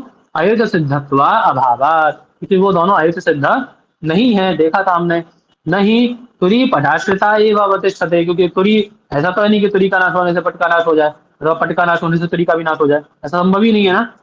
किसी एक का भी नाश होने से दूसरे का नाश नहीं होता है। नापि पटस्तु तुरीयाश्रिता, ना तो तुरी पट के आश्रित है, ना पट तुरी के आश्रित है। अतः तयोः संबंधा संयोग एवं, अतः इन दोनों का संयोग कैसा होगा? इन दोनों का संबंध कैसा होगा? संयोग संबंध होगा, ठीक है। इसीलिए क्या कहते हैं? सदैवं तंतु समवेतः पटः, तंतु समवेत जो तंतु में समवाय संबंध से पट रहता है, ठीक है जी।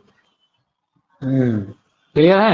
यत् संवेतम कार्यम उत्पद्यते तत् समवायी कारणम, जहां पर समवाय संबंध से कार्य उत्पन्न होता है उसको हम लोग समवायी कारण कहते हैं। अतः तो अतः तंतु एवं समवायी कारणम पटस्य, अतः तंतु ही पट के प्रति समवायी कारण है, न तो तुरीयादि। ठीक है, पटस्य। और पट किसके प्रति कारण है भैया? पट किसके प्रति समवायी कारण है? मैंने बताया था। तो पटश्च स्वगत रूपादि समवायी कारणम। ठीक है, क्यों? क्योंकि गुण जो है, गुण किसके आश्रित रहता है बच्चा? गुणी के। अवयव अवयवी गुण गुणी या क्रियावान जाति व्यक्ति नित्य द्रव्य और विशेष, इनका आयुक्त सिद्ध संबंध होता है ना। तो अब आपका जो पट है, उस पट में जो रूप रहेगा तो किस संबंध से रहेगा? पट में रूप समवाय संबंध से। समवाय संबंध से रहेगा, है ना। तो पट अपने रूप के प्रति, है ना, पट जैसे तंतु में पट रह रहा था समवाय संबंध से। तंतु में क्या रह रहा था? तंतु में पट रह रहा था समवाय संबंध से, है ना। अब पट में क्या रहा? रूप रहा समवाय संबंध से। ठीक है, दोनों का समवाय संबंध है। और यदि तंतु का नाश होगा तो पट का नाश हो जाएगा। अब यदि पट का नाश होगा तो रूप का नाश होगा ना। गुण गुणी का समवाय संबंध होता है, सिद्ध है दोनों। तो दोनों क्या, ये क्या हो जाएंगे? ये हिस्से प्रति समवायी हो जाएगा, समवायी कारण हो जाएगा। और पट किसके प्रति समवायी कारण हो जाएगा? रूप के प्रति समवायी कारण हो जाएगा। समझ में आ गया? समझ में आ गया भाई एकदम अच्छे से? जी जी जी चलिए, एवं मृतपिंडोपी घटस्य समवायी कारणम। इस प्रकार से मृतपिंड भी घट के प्रति समवायी कारण होगा। और घट किसके प्रति समवायी कारण होगा? घट रूप के घट रूप के प्रति। घट रूप के प्रति। क्लियर बात है सीधी। अब ये बताइए मुझे, एक मिनट बताइए। अब देखिए,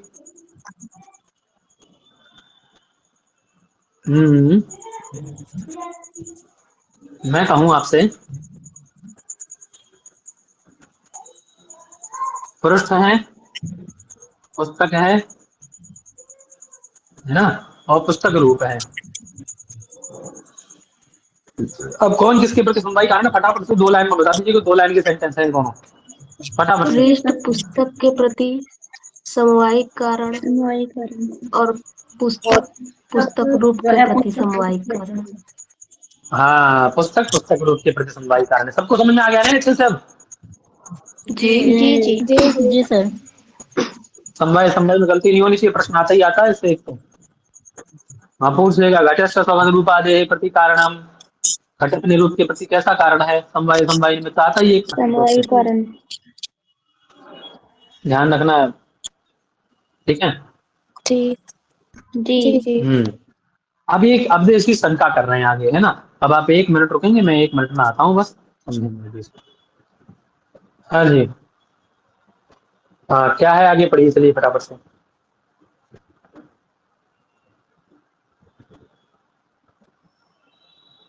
आवाज आ रही है मेरी? जी जी आ रही है। पढ़िए फटाफट पढ़िए। ननु यदैव घटादयो जायन्ते तदैव तद्गत रूपादयोऽपि अतः समानकालीनत्वात् अब देखिए गुण। क्या कह रहे हैं। अब शंका कर रहे हैं ननु करके। क्या कह रहे हैं कि ननु यदैव घटादयो जायन्ते, जब क्या होता है भैया, जब घटादि द्रव्य जब उत्पन्न होते हैं, है ना, तदैव तद्गत रूपादयो भी जायन्ते। मान लीजिए घट उत्पन्न हुआ, ठीक है, तो उसमें रहने वाला रूप भी तो उसके साथ ही उत्पन्न होगा। बेशक वो घट कैसा है, अभी कृष्ण वर्ण है। पाक उत्पत्ति, पाक के बाद में वो कोई और वर्ण हो जाए उसका। अभी कैसा है वो? नील वर्ण है।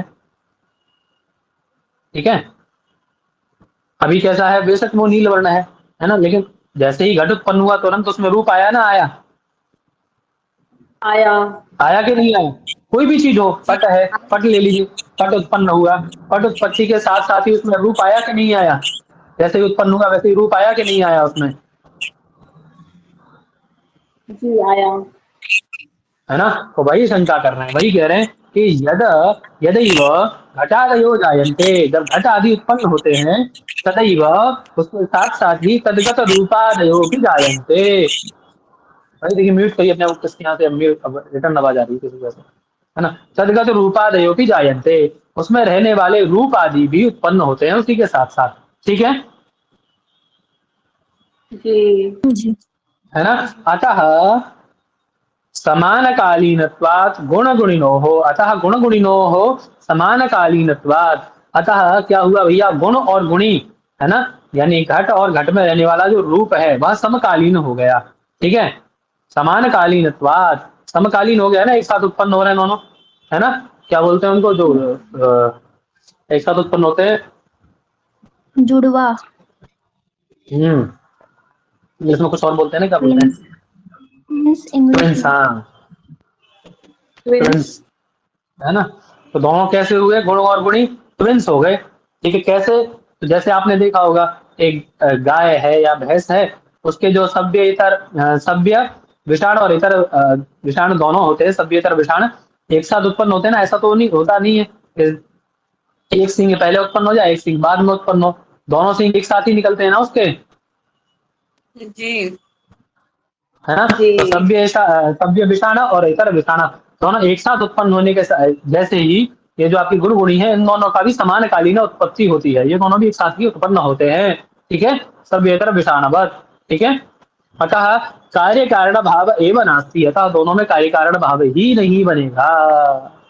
समझ में आ गई शंका? जी ये कार्य जी सर। कार्य कारण भाव ही नहीं है, क्योंकि आपने क्या कहा था, आपने क्या कहा था, कारण कैसा होना चाहिए, आपने क्या लक्षण बताया था कार्य का, पूर्व कार्य के में प्रति विद्यमान कारण होना कैसा होना चाहिए? चाहिए, पूर्व होना चाहिए, कार्य से नियतः पहले। पूर्वभावी, कार्य से पहले उत्पन्न विद्यमान होना चाहिए। ठीक है, और यहाँ क्या हो गया, दोनों का समानकालीन जन्म हो रहा है, आपके गुण का भी और उसमें रहने वाले, सॉरी, उस गुणी का भी और उसमें रहने वाले गुण का भी, घट घट रूप का एक साथ जन्म हो रहा है। अब क्या है भैया, कार्य कारण भाव एवं नास्ति, कार्य कारण भाव ही नहीं है। क्यों? पौर्वापरी अभावात, क्योंकि दोनों में क्या है, पौर्वापरी का अभाव हो रहा है, यहाँ पे पूर्व पर में कोई कुछ ऐसा रह ही नहीं रहा है ना। अतः न समवायी कारणम, ठीक है, अतः समवायी कारण नहीं है। कौन? अभी आप पीछे पढ़ के आए हैं, घट रूप के प्रति समवायी कारण कौन होता है? घट होता है। घट। घट, क्योंकि वो घट पहले उत्पन्न हुआ है घट रूप से, इसीलिए आप समवायी कारण बना लेते हैं ना उसको। कारण कब जी बनेगा जी किसी के प्रति? पहले उत्पन्न होगा तब ना कारण बनेगा। घट पहले उत्पन्न होगा।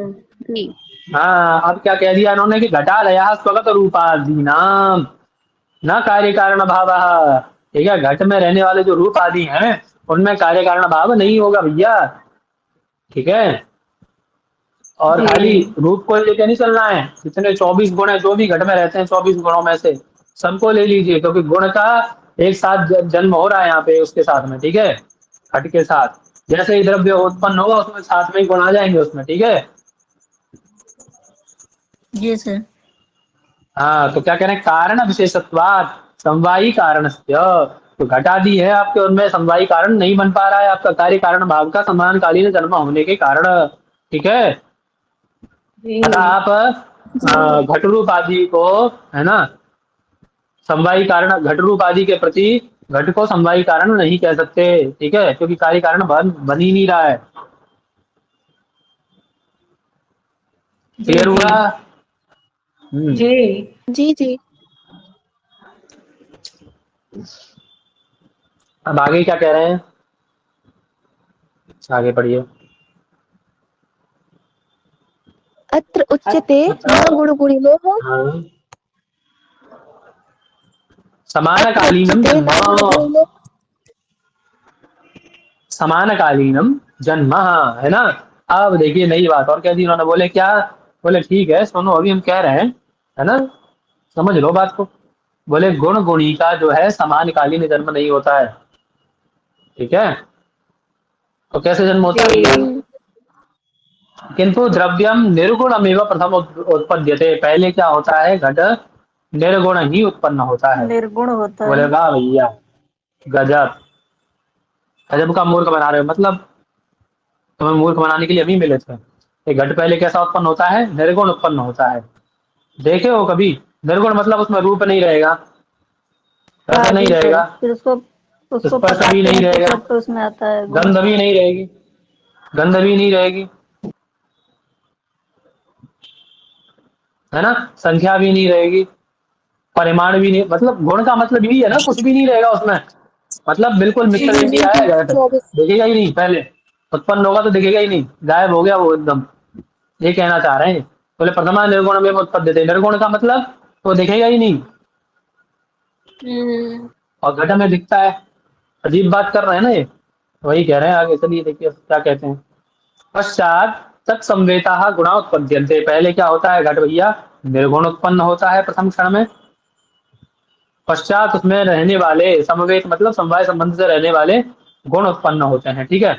पश्चात उसमें गुण उत्पन्न होते हैं, जी है ना। समान कालो उत्पत्तौ तु गुण गुणिनोः समान सामग्रिकत्वात् भेदो न स्यात्, ठीक है। समान काल में उत्पन्न जो गुण गुणी होते हैं उनमें समान सामग्रिकत्वात् भेदो न स्यात्, उनमें समान सामग्री होने के कारण, समान सामग्री होने के कारण कार्य भेद नहीं होता, ठीक है। आगे क्या कहेंगे देखिए। कारण भेद नियतत्वात् कार्य भेदस्य, क्यों, यहाँ तक समझ में आया इतना भी आपको, ये बताइए पहले मुझे। जी जी आया। आया। जी सर। समझ में आ गया ना सबको। जी सर। जी।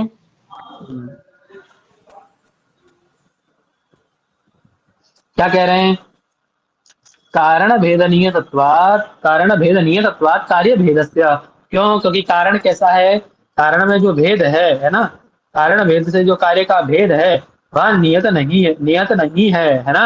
अपितु किससे नियत होता है, वह समान सामग्री तत्वात्, तो सामग्री से नियत होता है उसके भेद, ठीक है। कार्य में भेद किससे आते हैं, वो सामग्री से भेद आते हैं, कारण भेद से नहीं। कारण में भेद आ गया तो कार्य में भेद, ऐसा ये कह रहे हैं, ठीक है। समान जो सामग्री होती है अभी तो वह सामग्री भेद से नियत होता है, ठीक है। जैसे मान लीजिए मैं कहूं घट है और पट है, अब घट पट में किससे अंतर आएगा, उसकी रहने वाली सामग्री से। घट के प्रति जो सामग्री है वो अलग है और पट के प्रति सामग्री है वो अलग है, ठीक है। इसके प्रति तंतु आएगा, इसके प्रति मृत्तिका आएगी, अभी तो दोनों में अंतर आ जाएगा ना, जी ठीक है। तो सामग्री भेद से दोनों में अंतर आता है। तस्मात्, इस कारण से प्रथमे क्षणे निर्गुण एवं घटा उत्पद्यते, इस कारण से क्या कह रहे हैं भैया, प्रथम क्षण में घट कैसा उत्पन्न होता है, निर्गुण ही उत्पन्न होता है, ठीक है। जी क्या बोले, प्रथमे क्षणे, प्रथम क्षण में घट निर्गुण ही क्षण उत्पन्न में जो होता है। हाँ हाँ समझ में आ गया। जी जी सर। आगे क्या कह रहे हैं, गुणेभ्यः, पढ़िए आगे।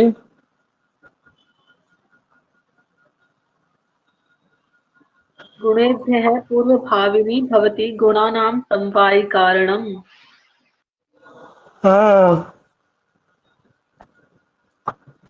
यहाँ तक समझ में आया, प्रथम क्षण में कैसा उत्पन्न होता है घट भैया, निर्गुण ही उत्पन्न होता है, ठीक है। जी उसके सर। बाद में उसमें रूप आदि गुण उत्पन्न होते हैं, ठीक है। और ऐसा करने पे आपका क्या बन जाता है, गुणेभ्यः पूर्व भावमिति भवति गुणानां समवायी कारणम। और यदि ऐसा आप मान लेंगे, पूर्वापर मान लेंगे दोनों में, तो आप हमारा समवायी कारण भी बन जाता है, ठीक है। जी इस कारण से घट अपने में रहने वाले रूप आदि के प्रति समवायी कारण भी हो जाएगा, पूर्वापर मान लेंगे, है ना। तथा कारण भेदो अपि अस्ति, है ना। और तब गुण और गुणी अर्थात घट और उसमें रहने वाले रूप आदि में कारण भेद भी माना जा सकता है, ठीक है। भाई म्यूट करिए अपने आप को, कौन है, कारण भेदो अपि अस्ति, ठीक है, दोनों में कारण भेद भी माना जा सकता है ना। जी हाँ, क्यों कि घटो ही घटम प्रति न कारणम अपि अस्यैव, अस्यैव, क्योंकि घट घट के प्रति कारण नहीं हो सकता, है ना। पौर्वापरि अभावात्, क्योंकि यह क्या है, पौर्वापरि का अभाव है, ठीक है ना। घट घट के प्रति कारण थोड़ी ना हो सकता है, नहीं हो सकता। हाँ, ठीक है। एक पूर्व भावी होगा, एक पश्चात भावी होगा, तो घट घट के प्रति पूर्व भावी कैसे हो सकता है, पश्चात भावी कैसे हो सकता है, कार्य कारण भाव घट घट में नहीं बनेगा, है ना। लेकिन क्या होता है, नहीं सएव तमेव प्रति पूर्व भावी, है ना, ना ही वह घट अपने के प्रति पूर्व भावी हो सकता है, नहीं पश्चात भावी चेती, नहीं पश्चात भावी हो सकता है, लेकिन स्वगुणान प्रति तो पूर्व भावित्वाद भवती, है ना। लेकिन अपने गुण के प्रति वह पूर्व भावी हो सकता है ना। अतः गुणों के प्रति ही वह समवायी कारण कहलाएगा, ठीक है। क्लियर है। हाँ, अब देखिए हमारी वाली शंका वो पूर्व पक्षी कर रहा है, तो फालतू की बात है। पूर्व पक्षी हमारी वाली शंका कर रहा है कि यदि ननु एवं सति प्रथमे क्षणे घटो चाक्षुषा स्यात् अचाक्षुषा स्यात्। बोले आपने क्या कहा कि प्रथम क्षण में घट निर्गुण उत्पन्न होगा, निर्गुण उत्पन्न होगा तो उसमें कुछ नहीं रहेगा, ना परिमाण रहेगा, ना स्पर्श रहेगा, ना रूप रहेगा, कुछ भी नहीं रहेगा निर्गुण होगा तो अचाक्षुष होगा, वो कैसा होगा? मतलब देखा नहीं जा सकेगा। अचाक्षुष होगा, कैसा होगा? अचाक्षुष। हेलो हेलो, जय श्री राम। जी सर।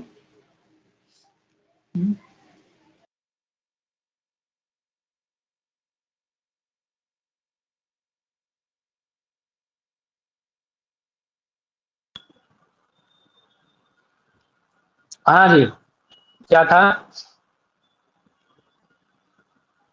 घट जो है अचाक्षुष होगा अगर निर्गुण उत्पन्न होगा तो। हाँ, यदि हम कहते हैं कि निर्गुण है, प्रथम क्षण में घट जो हमारा द्रव्य है वो निर्गुण उत्पन्न होता है, तो अचाक्षुष होना चाहिए ना।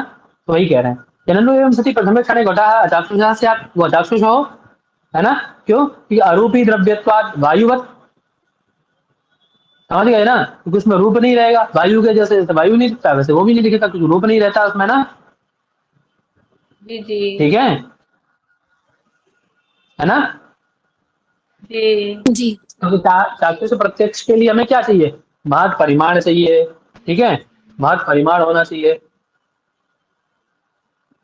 ठीक है, और क्या होना चाहिए? उद्भूत रूप, उद्भूत रूप होना चाहिए, रूप उद्भूत जी होना चाहिए। ठीक है, स्पर्श होना चाहिए, ये शायद ये आलोक सन्निकर्ष होना चाहिए, ये सारी चीजें होनी चाहिए ना।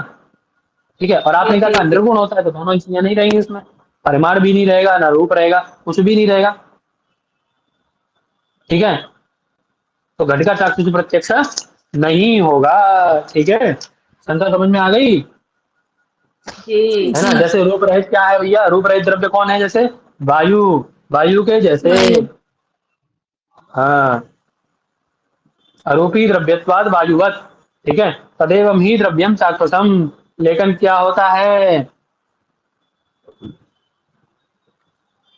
वो तो उसी दिखता है प्रकार से चाक्षुष। द्रव्य भी कैसा है? चाक्षुष है, लेकिन घट कैसा दिखता है ना? अभी आगे क्या कह रहे हैं, आगे पढ़िए।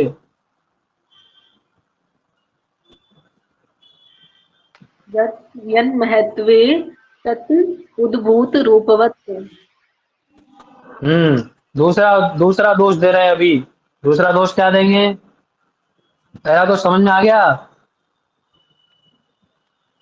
जी जी जी जी जी सर। सबको समझ में आ गया?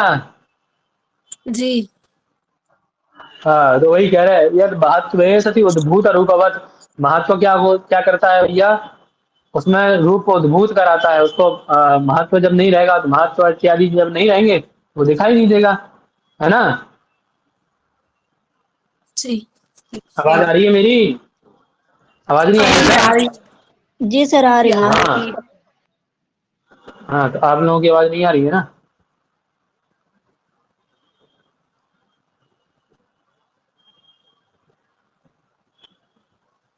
बोलिए भाई।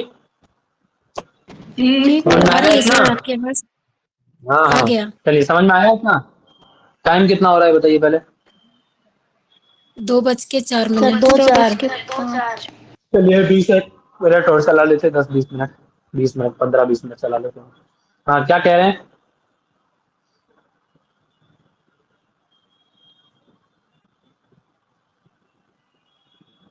क्या कह रहे हैं भैया? ये वो कह रहे हैं कि यन महत्व सती। पढ़िए पढ़िए, हाँ पढ़िए, आप लोग पढ़ा करिए, ज्यादा अच्छा रहेगा। पढ़िए। यन महत्वे सति उद्भूत रूपवत्। यन महत्व सती उद्भूत रूपवत, है ना? जिसमें महत्व रहेगा, ठीक है, महत्व ही नहीं रहेगा तो रूप उद्भूत नहीं होगा। महत्व का रहना आवश्यक है, महत्व परिमाण होगा तभी ना दिखाई देगा, है ना? जी ठीक है, उसका रूप भी उद्भूत होना चाहिए। ठीक है, आगे क्या कह रहे हैं? अद्रव्यम च स्यात् गुणाश्रयत्व अभावात्। बोले हमने क्या कहा था कि गुण का आश्रय होगा। हाँ जी द्रव्य किसे कहते हैं? अरे द्रव्य किसे कहते हैं? पहली शंका समझ में आ गई, दूसरी आश्रय शंका को। करना है। दूसरी शंका, दूसरा दोष क्या देना है इसमें आपके उसमें, कि आपने क्या करते प्रथम क्षण में घट कैसा है, निर्गुण है, ठीक है। तो निर्गुण घट रहेगा तो आप द्रव्य ही नहीं कह सकते उसको। जी जी जी। आपका घट कैसा है, निर्गुण गुण है, के आश्रय को द्रव्य निर्गुण कहते हैं द्रव्य इसलिए। है ना। और आप अब घट को द्रव्य नहीं कह सकते क्योंकि घट कैसा है आपका, निर्गुण है। निर्गुण है जी। अब इस घट को द्रव्य नहीं कह सकते, ठीक है। द्रव्य तो ही खत्म कर दिया उसमें से, देखिए क्यों, क्योंकि हमने क्या पढ़ा था, गुणाश्रयो द्रव्यम, जी जी। है ना। गुण का जो आश्रय होता है, क्रिया का जो आश्रय, उसको द्रव्य ना कहते हैं हम लोग। अब गुण का आश्रय ही नहीं, प्रथम क्षण में घट निर्गुण रह गया आपका, कोई गुण रहा ही नहीं, तो निर्गुण हुआ ना। तब तो द्रव्य तो ही समाप्त हो जाएगा, प्रथम क्षण में वो द्रव्य रहेगा ही नहीं। जी जी। समझ में आ गया। यही कह रहे हैं, गुणाश्रयत्व अभावात् अद्रव्यं च स्यात् घटम, है ना। क्यों, क्योंकि गुणाश्रयो द्रव्यम इति द्रव्य लक्षणम। तो हमने द्रव्य का लक्षण क्या किया, गुणाश्रयो द्रव्यम, ठीक है। समझ में आ गया। जी जी। जी। दोनों शंकाएं हैं, हाँ 2 शंकाएं हैं ये। आगे। आगे क्या कह रहे हैं, उत्तर दे रहे हैं, सत्यम खलु प्रथमे क्षणे घटः यदि चाक्षुषा न स्यात् न गृह्यते तदा को हानि। तो ठीक है, मान लो ना दिखाई दे, क्या मतलब है, पहले क्षण में ना दिखाई दे आंख से, कोई दिक्कत है इसमें, क्या दिक्कत है ये तो बताओ। बोल रहे ना दिखाई दे क्या दिक्कत है, आप बताइए। चलिए अच्छा, कोई चीज पहले एक क्षण ना दिखाई दे तो क्या होगा, कुछ नहीं होगा। बताइए। अरे आप पलक झपकते हैं जब, है ना, ब्लिंक करते हैं पल के जी अपनी, सर। तो उसके उस समय भी तो एक क्षण के लिए चीजें गायब हो जाती हैं आपकी आंखों के आगे से, जी यही समझ जी। लीजिए, यही समझ लीजिए। का हानि, है ना। यदि प्रथमे क्षण यदि घट चक्षु से गृहीत न हो तथा का हानि, कोई हानि है। कोई हानि नहीं है नहीं। सर। तो वही कह रहे हैं ना कि सगुणोत्पत्ति पक्षे भी, है ना। मान लीजिए मैंने आपका घट कैसा रख दिया, आपने कहा कि हाँ ठीक है चलो, मैंने मान लिया आपकी बात को कि घट कैसा है आपका, सगुण घट है ना। और इसमें समानकालीन जन्म हुआ है ना, समकालीन गुणगुणी जन्म है, ठीक है। अब जब आप निमेषा अवसर में जब आप अपनी पलकें झपकते हैं, तो तब भी तो आपको घट नहीं दिखता है, 1 सेकंड के लिए, एक निमेष के लिए, जी। प्रथम क्षण के लिए। जी सर। तो क्या उसमें जी। दिक्कत क्या होती है, तो वही कह रहे हैं, निमेषा अवसरे घटो न गृह्यते सगुण उत्पत्ति पक्षे भी, कोई दिक्कत नहीं तो होती क्या सर। हानि होगी। तब वही कह रहे हैं, नहीं। तो तेना व्यवस्थितम एतेषा निर्गुणा एव प्रथम घटम उत्पद्यते। अतः ये बात पक्की है, ये विभाषा निश्चित है, ये व्यवस्था पक्की है कि प्रथम क्षण में घट कैसा उत्पन्न होता है भैया, निर्गुणा एव उत्पद्यते। निर्गुण उत्पन्न होता प्रथम है। क्षण में कोई भी द्रव्य, याद रखिएगा, प्रथम क्षणे कोई भी द्रव्य निर्गुण एव उत्पद्यते, निर्गुण ही उत्पन्न होता है, ठीक है। जी। जी सर। जी। क्लियर है। और द्वितीय क्षण में उसमें रूपादि आते हैं, है ना। द्वितीय आदि जी। क्षणेषु चक्षुषा गृह्यते, और द्वितीय क्षण में वह चक्षु से ग्रहण किया जाता है उसका, ठीक है। जी जी सर। जी जी। जी। गजब प्रथम क्षणे, न कि प्रथम क्षण में, ठीक है। क्लियर है। जी सर। जी। हम्म समझ में आ गया सबको। जी सर। सर उसको जी। पहले बनाते जी हैं आ फिर गया। पकाते वकाते हैं तो सर फिर उसमें आता है ना सर गुण, मतलब रूप जो भी आता है उसका। है पहले ही आ सर जाता है पहले ना। तो सर वो मिट्टी का रहता है तो सर उसमें कोई रूप नहीं रहता है, फिर उसको पकाते हैं तो सर उसमें रूप मतलब आता है ना सर। रूप तो रहता ही है ना, अभी कोई जरूरी थोड़ी ना लाल ही रूप है, जो जी काला सर। वर्ण है सर उसका जैसे नील कि वर्ण जो है वो तो जी रहता ही है ना। अभी घट बना, कुंभकार ने घट जी बनाया अभी, है ना, घट बनाया, अभी जी कोई तो वर्ण है इसमें ना, बनने के पहले, जी जी। पकने के बाद हाँ जी लाल हो सर। गया जी बिल्कुल। लेकिन बनने के पहले तो हाँ कोई जी वर्ण है सर। मिट्टी ना, का जो इसमें रंग कोई है रूप तो वही है रंग जी। नहीं, होगा ना। है ना, कोई तो वर्ण है ही इसमें ना, नील वर्ण जी है, जी। नीलो घटा, ऐसा व्यवहार तो कर सकते हैं ना।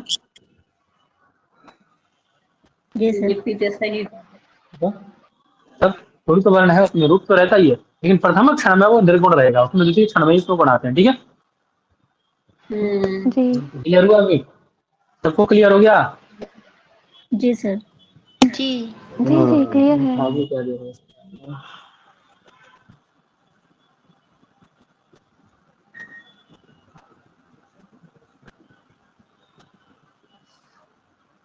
चलिए थोड़ा सा और देख लेते, क्या कह रहे हैं, आगे पढ़िए।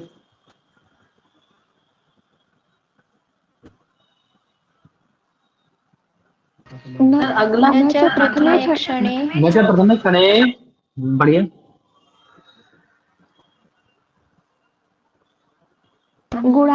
गुणाश्रयत्वाद गुणाश्रयत्व अभावात द्रव्यत्व आपत्ति ही। अब दूसरी शंका क्या थी आपकी कि प्रथम क्षण में घट आपका निर्गुण है तो उसमें द्रव्य वो द्रव्य ही नहीं है, क्योंकि गुणाश्रयो द्रव्यम है ना, वो क्या है, द्रव्य ही नहीं, क्योंकि आपने क्या कहा था, गुणाश्रयो एव द्रव्यम, गुणों का आश्रय जो होता है वही द्रव्य होता है। ठीक है, आपका ये द्रव्य ही नहीं है, यही तो शंका थी ना, द्रव्यत्व आपत्ति ही शंका थी ना, जी यही यही शंका थी ना, जी क्लियर है। हाँ, अच्छे से। अब उसका समाधान कर रहे हैं, क्या कह रहे हैं, ये आपत्ति नहीं आएगी, ठीक है, अद्रव्यत्व आपत्ति न, ठीक है, आप ये अब नहीं कह सकते, क्यों, क्योंकि हमारे मत में ये लक्षण है ही नहीं, हमारे मत में लक्षण क्या बनाया भैया हमने, समवायी कारणम द्रव्यम, हमने गुणाश्रय द्रव्यम बनाया ही नहीं, हमने क्या बनाया है, हम लक्षण क्या मानते हैं भैया, समवायी कारणम द्रव्यम। क्या लक्षण बनाया, समवायी कारणम द्रव्यम, समवायी कारणम द्रव्यम, यदि द्रव्य लक्षण योगा, अभी आपत्ति नहीं आएगी, ठीक है। जी समवायी कारण मतलब जो किसी कार्य का समवायी कारण हो वह द्रव्य कहलाता है, सीधी सी बात है, किसी कार्य के प्रति भी समवायी कारण होगा वो द्रव्य कहलाएगा। अब देखिए घट कारण, घट समवायी कारण है ना, रूप के, घट रूप के प्रति जी जी है। ये द्रव्य कहलाएगा, सीधी सी बात है, ये द्रव्य कहलाएगा।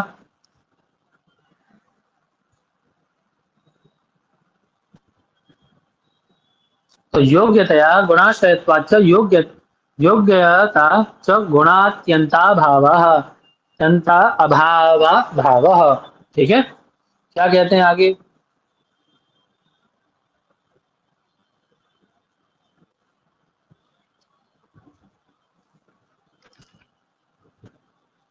इतना समझ में आ गया। जी जी जी सर। अब आगे लंबा चलेगा, आगे लंबा चलेगा थोड़ा सा, है ना, तो इसको इतना ही रखते हैं, ठीक है, आप लोग का भी दिमाग आ ही ये गया होगा। पंक्ति का